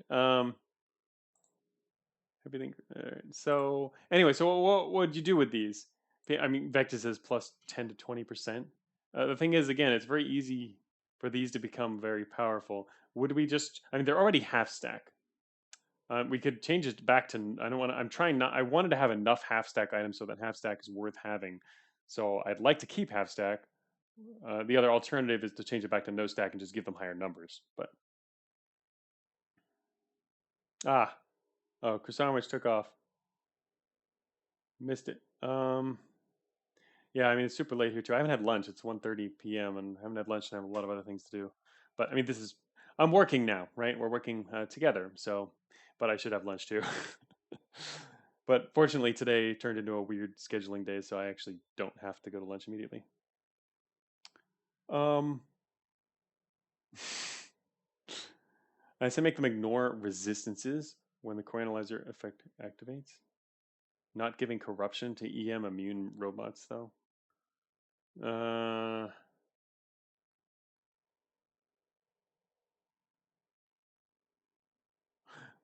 huh. Actually, something like that's an interesting sounding effect. A way to ignore resistances. That's probably OP. Building around that idea. I mean, that whole concept doesn't even seem like it makes much sense in terms of the in general. But this seems like the only kind of idea or area where it might make some sense, where you have got some kind of core analyzer and you're hitting their core directly. Okay, I can kind of see maybe bypassing all resistances, but it sounds really overpowered. Yeah, kill Doko with thermal. I mean, yeah. I mean, I like the idea, but it probably would end up just being overpowered. It's one of those things that's either overpowered or useless, kind of like the core analyzer, which is why it's very hard to balance this item.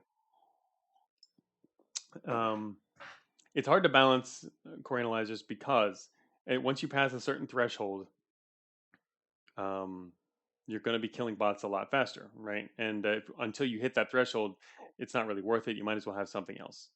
So it's really hard to find out exactly where that threshold is, making this very hard to balance. Because cores are what you're trying to destroy. So I've never really been a fan of this part to begin with. It's always had, so I can't give it high enough percent chance here. 50% chance to kill MZ with one pod cannon shot. Maybe have fewer tiers, but up the numbers in all of them. I mean, in the end, I don't care about the tiers. Don't care about any of this right now. I care about this one part. 15% chance on an experimental. That's all we care about right now. In terms of balancing, you look at the extremes. I mean, obviously, we want to care about the low end as well. But thinking about this high end here, 15%.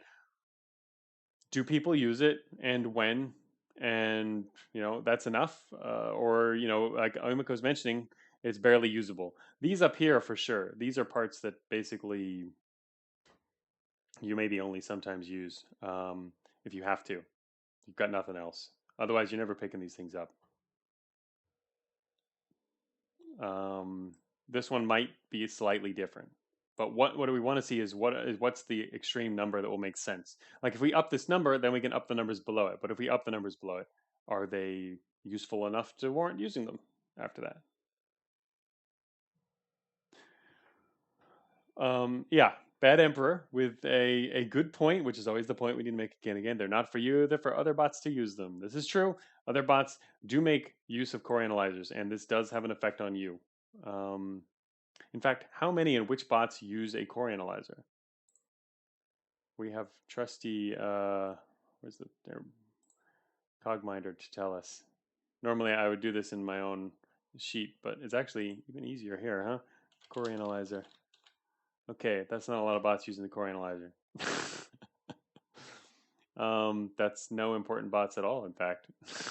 So yeah, just the marksman. The marksman is our main real core analyzer user. I guess the executioner counts too, but so these are bots that would, by definition, because they have the core analyzer, do some more longer term damage to your core. Executioners aren't, you don't find them very often. These aren't they're more common now, but still not super common. But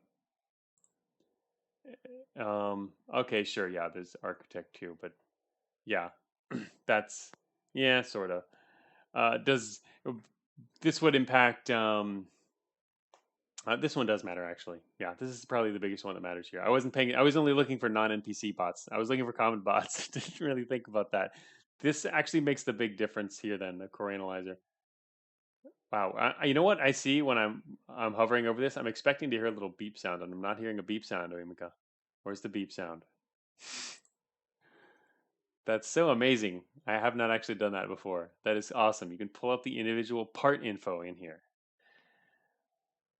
We should just add a map view to Cogminder and Imika can take over. No beep sound is a feature, not a bug. How dare you remove my features? Oh, this is so amazing. All right. Look at that. It even says half stack down there. Experimental core analyzer. So yeah, I'm still expecting to hear a beep sound, but so here we go with this is probably a big deal. Yeah, architect, it would be a big deal. That's the big difference when we talk about this being used by other bots. And the 15% there is what makes sense. So going back to what I was talking about here, what numbers actually would make people maybe use these and also still make them useful? Gerald is throwing out numbers 10, 12, 14, 20. 10, 12, 14, 20. So 10 would drop this down to here. This would be even better than current advanced. 14, pretty good. 20. 20 seems like it makes sense given what people say about this, but Vectis collected genetic samples from Imika's hair strands and woven them into his graphics card. So it's only a matter of time before I discover the forbidden auth chip cheese. Vectis says 10, 12, 14, 20 is a little weak, but we'll see how GJ uses it.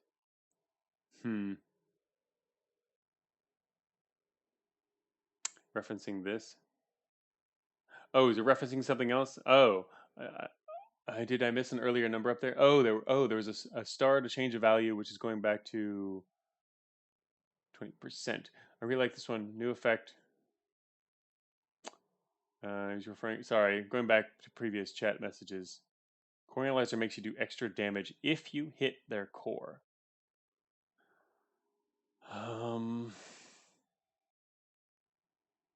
Seems a little weird from a logical standpoint. I'll ignore that for now.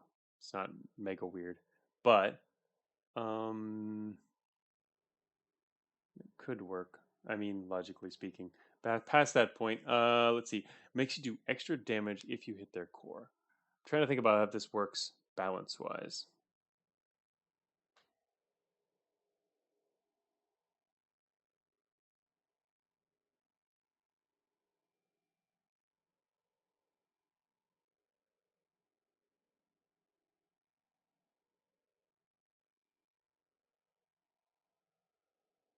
Oh, what do other people think about that? Let's see. Vector says this is so cool. It would require relatively low numbers to not be too strong. That's I think with this we're going to come into the same problem though. It's the threshold issue. You know, the current core analyzer versus that they could both be good. It's just a question of number and what the threshold is. But at the same time, extra damage if you hit core, extra damage can be, yeah, it done as a percent anyway. Hmm. I think it's hard to see the effect of that. It's kind of abstract. This would be something like you plug in the numbers into the game, and then you can run it through Imika's Cogminder simulation and find out that, oh, this is clearly OP now, or oh, this is definitely not good enough. It's kind of abstract to figure out the direct result of that without some testing, it would seem. Um, I'll have to think about this.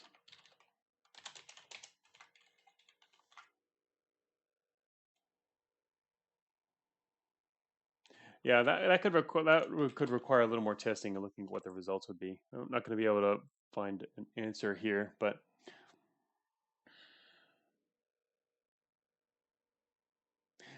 that'd make it swing harder. Yeah, 10% extra DPS to core in one process is quite good. I think it gets better against bots with lots of core and or low core exposure.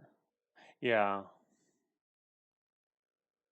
So in other words, it's better against the bots that are harder in the first place.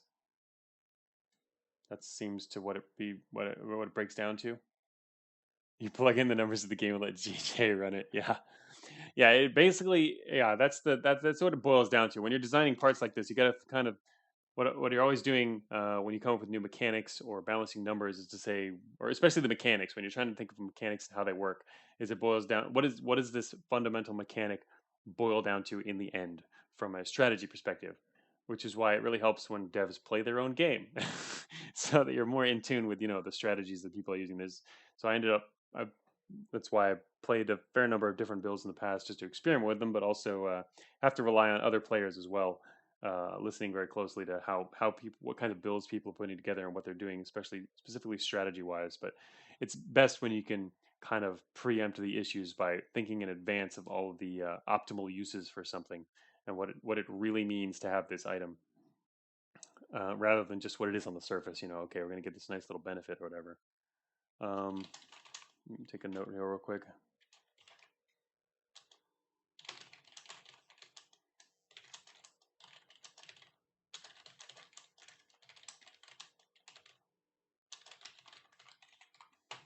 Let me think. How different is that from the current core analyzer now?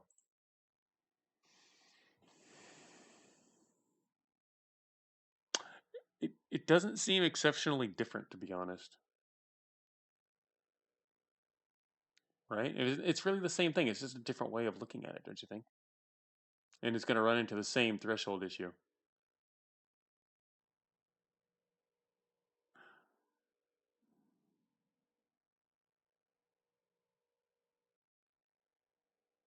Current core analyzer is very RNG. RNG doesn't feel very good. Yeah, but it's not going to change. That's not really going to change anything. Not exactly. It doesn't redistribute the damage from damaging non-core parts. Okay. Yeah, that's true. That part is true for sure. I'm thinking more in terms of killing bots. The effect on killing bots. You're right though. It's not quite the same thing in that regard. I'm thinking of the ultimate effect in the end though is that, yeah, I mean, like, even if we had both of these types of items, there could be a certain you could solve for a certain number X where a core analyzer versus this other idea of a core analyzer would have more or less the same effect, in terms of killing bots. The main challenge is to be more useful against behemoths and bosses. Hmm. Yeah, that's what I obviously when I mentioned that earlier about this is good against the bots that are harder, basically with lower core exposure. It starts to turn into, I can see this being something that basically it kind of makes it become part of a kit for fighting against bosses. I guess it's not a terrible thing in that the current one is more generalized in what it's good at, but it's also not, and people aren't using them anyway. So the main changes that we're more useful against, is a coring immunity, right?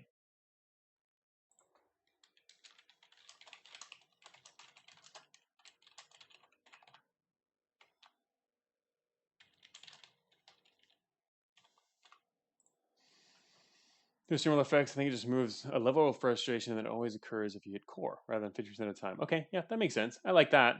I like that aspect of it. Um, that does make sense.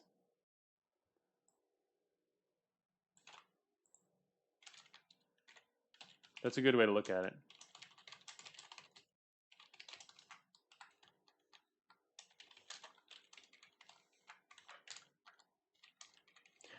So it would at least feel a little better in that regard, and that is an important thing when designing items and mechanics. Is that even if it's the same mechanic, if it's packaged differently, it'll feel differently when people are actually using it. Feel different. Sorry. So yeah, um, maybe increase enemy core exposure by a proportion of its current exposure, a smaller effect on more protected bots. In fact, someone mentioned that earlier. Increasing core exposure on bots, like piercing already does that. That defeat the point though. Piercing already does that. It's true though. It would turn that into more or less the same thing we've got with the current one. But anyway, piercing it gives extra doubles core exposure, which is why people love it. Same thing. A little hard to balance an effect that allows you more direct access to your primary goal, right?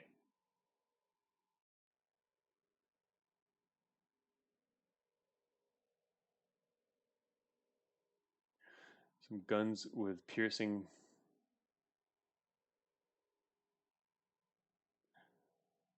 Or maybe every hit with core analyzer.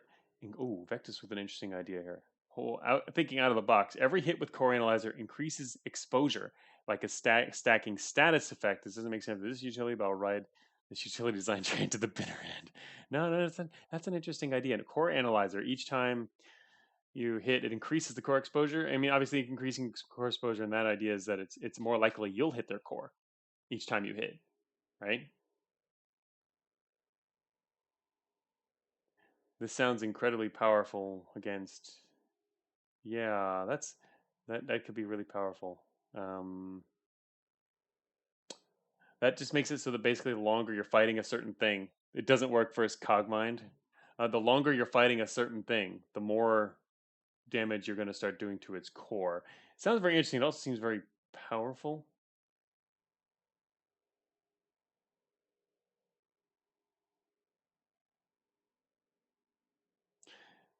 Uh, you got me thinking about phrase.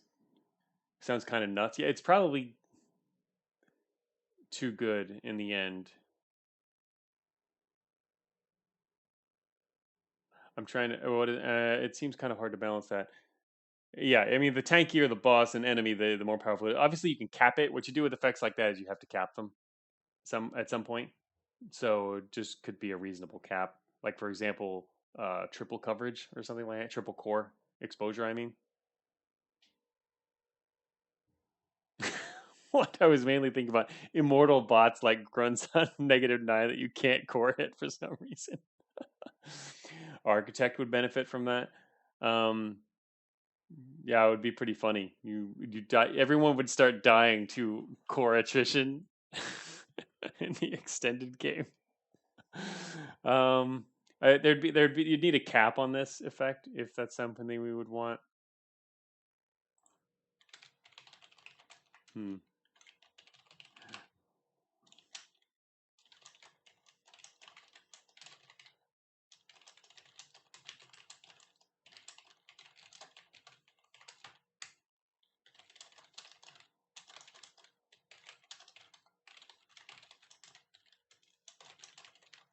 For this one, I would have to go through the bot designs and look at their core exposure in my charts to see how feasible this would be across the different types of bots. Cogmind core would become a relevant stat late game. Wow. Oh no, it definitely already is now, especially Bad Emperor with the addition of I mean some of the new AAs. Some of the new artifacts in beta 11 are more and more of them are related to core, which will continue to be a trend. Core is going to continue to be relevant, but no, they will just reverse IR because you can't stop the hustle. Reverse IR. Oh, because that's something everyone loves to do. Reverse IR, huh? I think people like their IRs because they can use them in non-reverse, right? um, nah, MTF says I did a reverse IR. Now I'm addicted. Best strat in Cogmind. Hey, if you can use the integrity, it's true. It's probably pretty good. It can be. I believe core is more relevant late game to early game. It's really relevant throughout the whole game. It just depends on what you're doing. But I didn't get to catch that conclusion. Oh wait, the Tone MTF stream. Oh, that one, that conclusion. Yeah, I saw that one. I was thinking of the Tone stream the other day.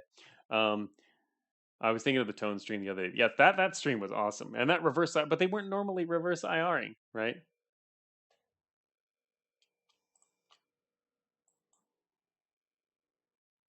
What is this? This is some calculations by Imika. What are we looking at here? 4 railguns plus treads. What are we looking at here? Oh, um,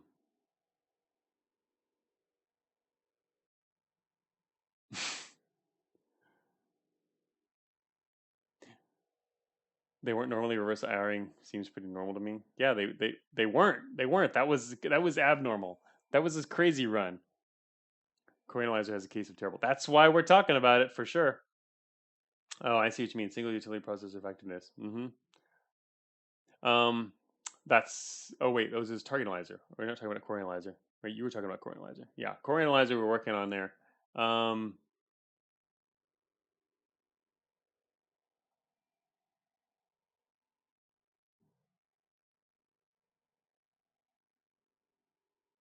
oh, there is a core analyzer in it. No wonder.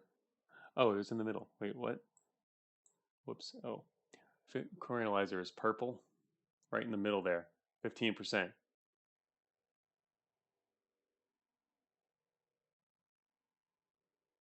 Core analyzer is good for long-term, higher percent kills, but gives up short-term kill potential like everything else.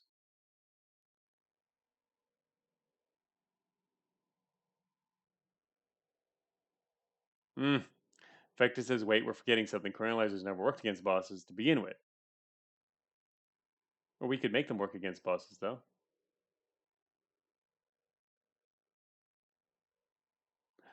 I mean, the only reason coring immunity protects against core analyzers is because it didn't like that effect. It didn't want that effect to be useful on bosses. But if we change the effect, we can reassess whether we want it to be allowed on bosses, right? Remember, that's an option.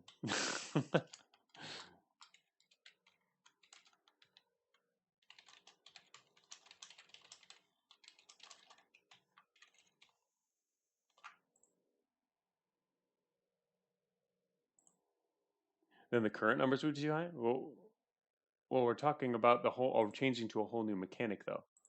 So I don't know what you mean. We're talking about changing it. You were talking about changing to that mechanic.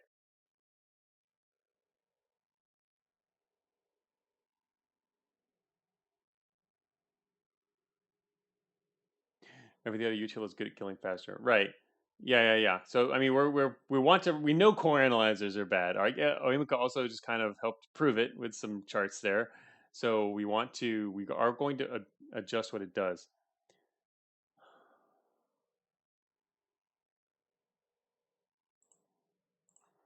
But yeah, I like the idea of making bosses no longer immune to it. I don't like immunities. Period. Immunities are bad. They're only used when absolutely necessary.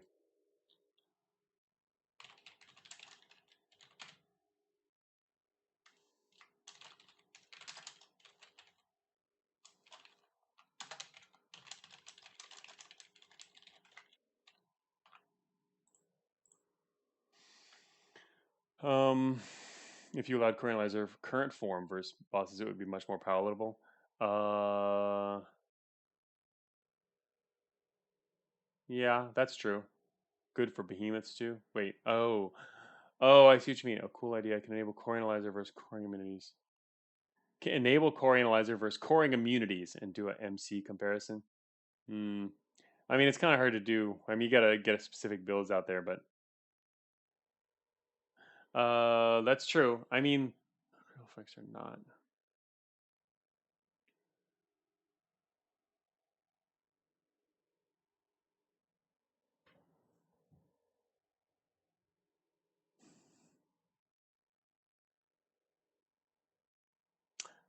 I'm trying to think of the original impetus behind making those bots immune to core analyzers. Maybe because it just starts making them too good, but it doesn't necessarily still.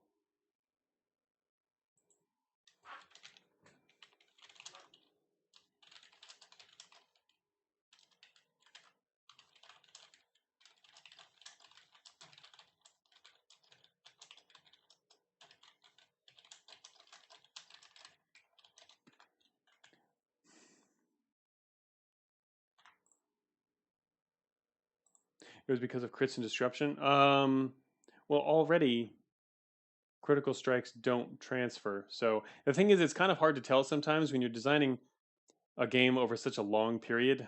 Um, you know, some element might change, and there might be another element that exists which was balanced based on the original element, but maybe not updated along with it.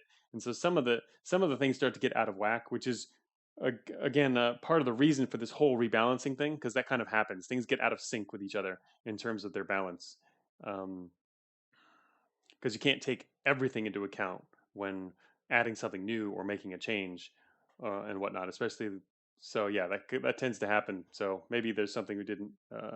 What? Oh, yeah. Imika says, "Oh, okay, yeah, it kind of looks crazy busted versus bosses." Uh huh. Yeah. 30 coverage means you're 4 times less likely to get Metafield as a drop from Imprinter. Um, is that so? I guess you'll be using salvage targeting then. Why are we back on Metafield again?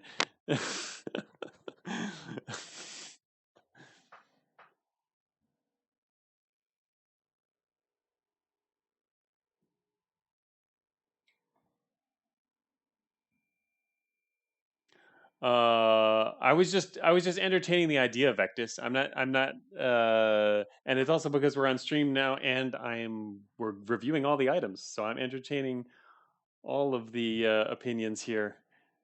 It's different from being in chat on Discord and also not reworking the items. Reworking the items, everything is up in the air right now. Everything has not been up in the air for years. So people have been talking. I mean, we've talked about Core Analyzer before for ages, and I've not really done anything with it. But that's because I knew this day was coming.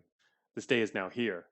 So in the past, I've only updated a few things when I had to, but certain things like heat shielding was a perfect example of something that clearly needed to go or change completely. But I never did anything about it for years because it's just kind of an unimportant little side item, whatever. Uh, not not really affecting the meta or nothing's going on with it, so decided to just leave it until today, well, till this month. But anyway, no,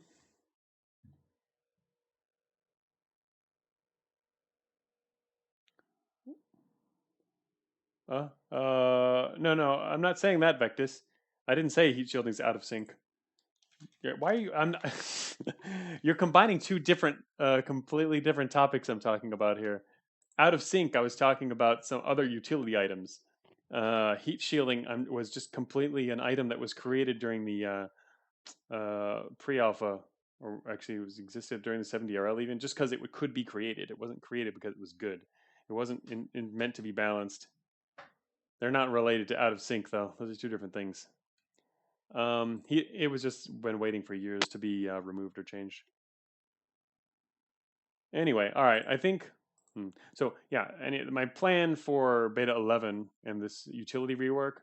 One of the top things to do is update the core analyzer. That's one of the main utilities left that I didn't have any specific notes on, but I know needs to change somehow because I never used them either.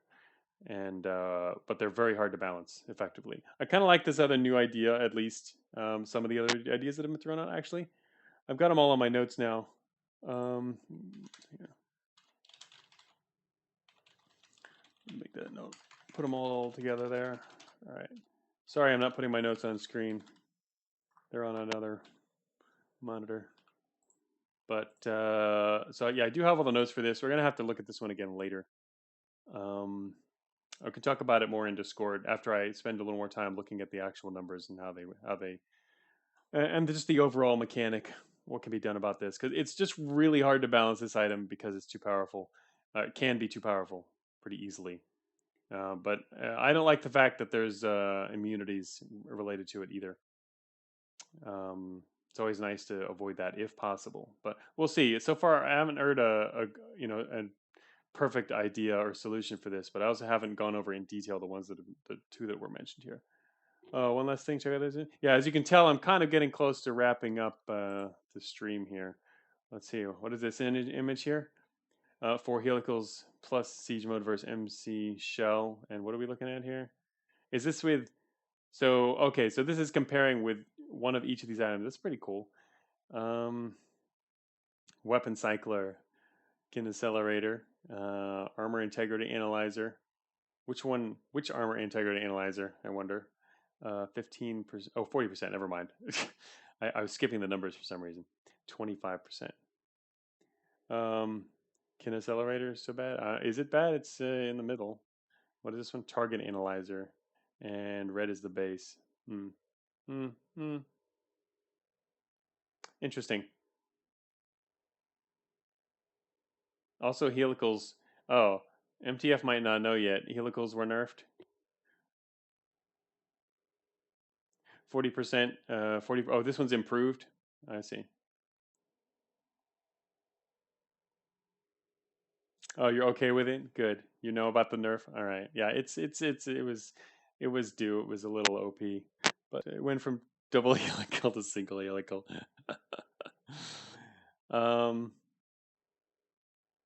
Who are you and what have you done with MTF? Yeah, I nerfed something and MTF said it's okay. This puts core analyzer even versus bosses as a middling usable item. What does? Are you referring? Oh, Imika, is this change here with assuming there's no core immunity? I mean, core immunity bots are not immune to the analyzer. Yes. Oh. Okay. Well, what happened? Your first chart didn't work out, or you made some mistake there or something. Look, Metafield is fine. Okay, we don't need to save anything else. This is core analyzer applying to coring bots. Right. Right. That's what I mean. So MC shell. All right. Well, that's an interesting comparison.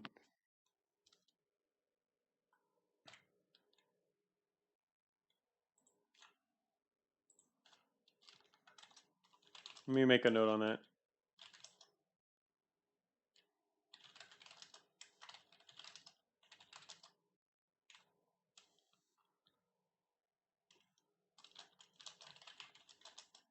That's kind of an extreme example, though.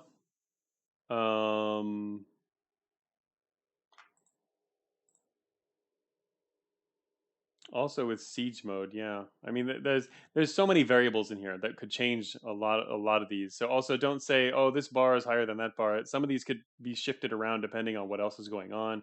You won't have the same loadout, same other stuff. You won't necessarily be in siege mode, all kinds of stuff. Plus, of course, different targets. This is specifically MC Shell, which is a very extreme example. You only do that once. But it is a good example of, yeah, checking out at least a decently powerful build versus a boss.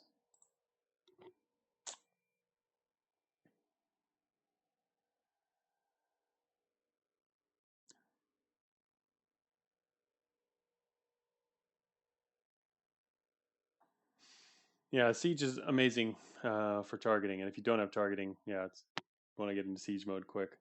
I've been feeling that in my run as well. Unless I'm going to be able to point blank something and get rid of it really quickly, I'd love to be in siege mode since I don't have much targeting.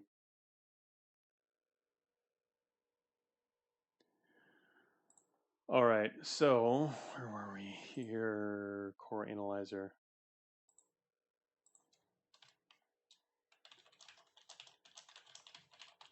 All right, so it's getting late. It's 2 p.m. I haven't had lunch. I have a lot of things to do this afternoon. So this impromptu stream has been very good stuff. We changed a few things. We didn't change a whole lot, but we did make a few changes here and there. And also, I mean, part of it was not necessarily changing stuff, but just going through and reviewing. So I can already now safely say that aside from the changes above this point, which will be made later in the game data, and beyond this point we haven't gotten to yet, but we're still working on this one here. we're gonna do, I have to go through the rest of these. There's a number of changes I know that are gonna happen below. Not a whole lot, but still gotta get through the rest of them, and then that'll be the end of the utility balance. Just gonna keep going down this. So yeah, fun streams. Like spreadsheet streams. I like having spreadsheets to stream. This font is just killing me though. At least at this size.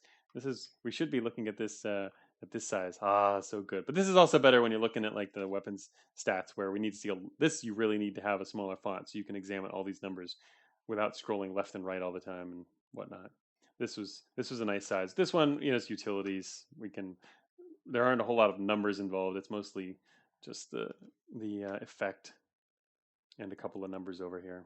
So anyway, yeah, it was fun doing a spreadsheet stream. I like dev streams can be fun. I mean, I like talking about the dev stuff and especially hashing it out with everybody else here. But also, I don't really like to do. I wouldn't be able to do coding streams per se because I can't really get any. I wouldn't be able to get anything done and concentrate on what I was doing while doing it. And then also, I would inadvertently certainly reveal secrets. So that's one reason I don't do that. And instead, I'm cool with spreadsheet streams because this is all publicly available data. So yeah, it was fun design and dev stream. Thanks for all the input. And I don't know if and when there would be another one. I guess it'd be kind of nice if there were. And seeing it's already Friday, I probably won't be getting much done on this over the weekend. So maybe at the beginning of next week, we'll just keep going and do some more of this even. Imagine coding with 20 people looking behind your back. Yeah, I know. It's just also just for me personally, with design stuff, it's okay. But with coding, I really need to stay focused and make sure I don't screw something up and introduce bugs, right? And so you need to be really focused for that and just think about all the possibilities. And if I keep jumping in and out of the code space in my head, I will start screwing stuff up. And with design work, you're doing it intentionally anyway. You want to be moving in and out of the space as you're designing this kind of stuff anyway. Like some of the more hardcore stuff, like yesterday, when I went back and did the melee stuff, wouldn't really want to do that on stream because this was a heck of a lot of comparisons along a ton of axes to get these numbers the way I wanted them, which I wrote about in the patron post yesterday. This is something I wouldn't really be able to do on stream because of all the specific numbers and comparisons. But this, we're just talking about possibilities and of mechanics and just much smaller balance issues. So this is a really good thing I think to jump to do on stream. Oh, did you see that? Yeah, did you see that MTF? MTF saw that. We talked about that earlier in the stream actually. Actually, at the beginning of this stream, we went over this and we talked about this. So if you want to catch this later or the rest of it, watch it on Twitch or I'm gonna put this on YouTube tomorrow as usual. But you can. We talked about the melee changes. Impact finally good. Big change. Here's where chat tries to convince you to unnerf their equipment. Yes. Oh, they do that enough in Discord as well. So, Clank's hypervelocity mallet. All right, so we're gonna leave off here. I'll probably just go think about the core analyzer more, and it's quite possible. I guess we could do the rest of these together next time. We'll see. But yeah, thanks everyone for showing up. I'm gonna go actually eat something, and I'll see you all in the Discord later on.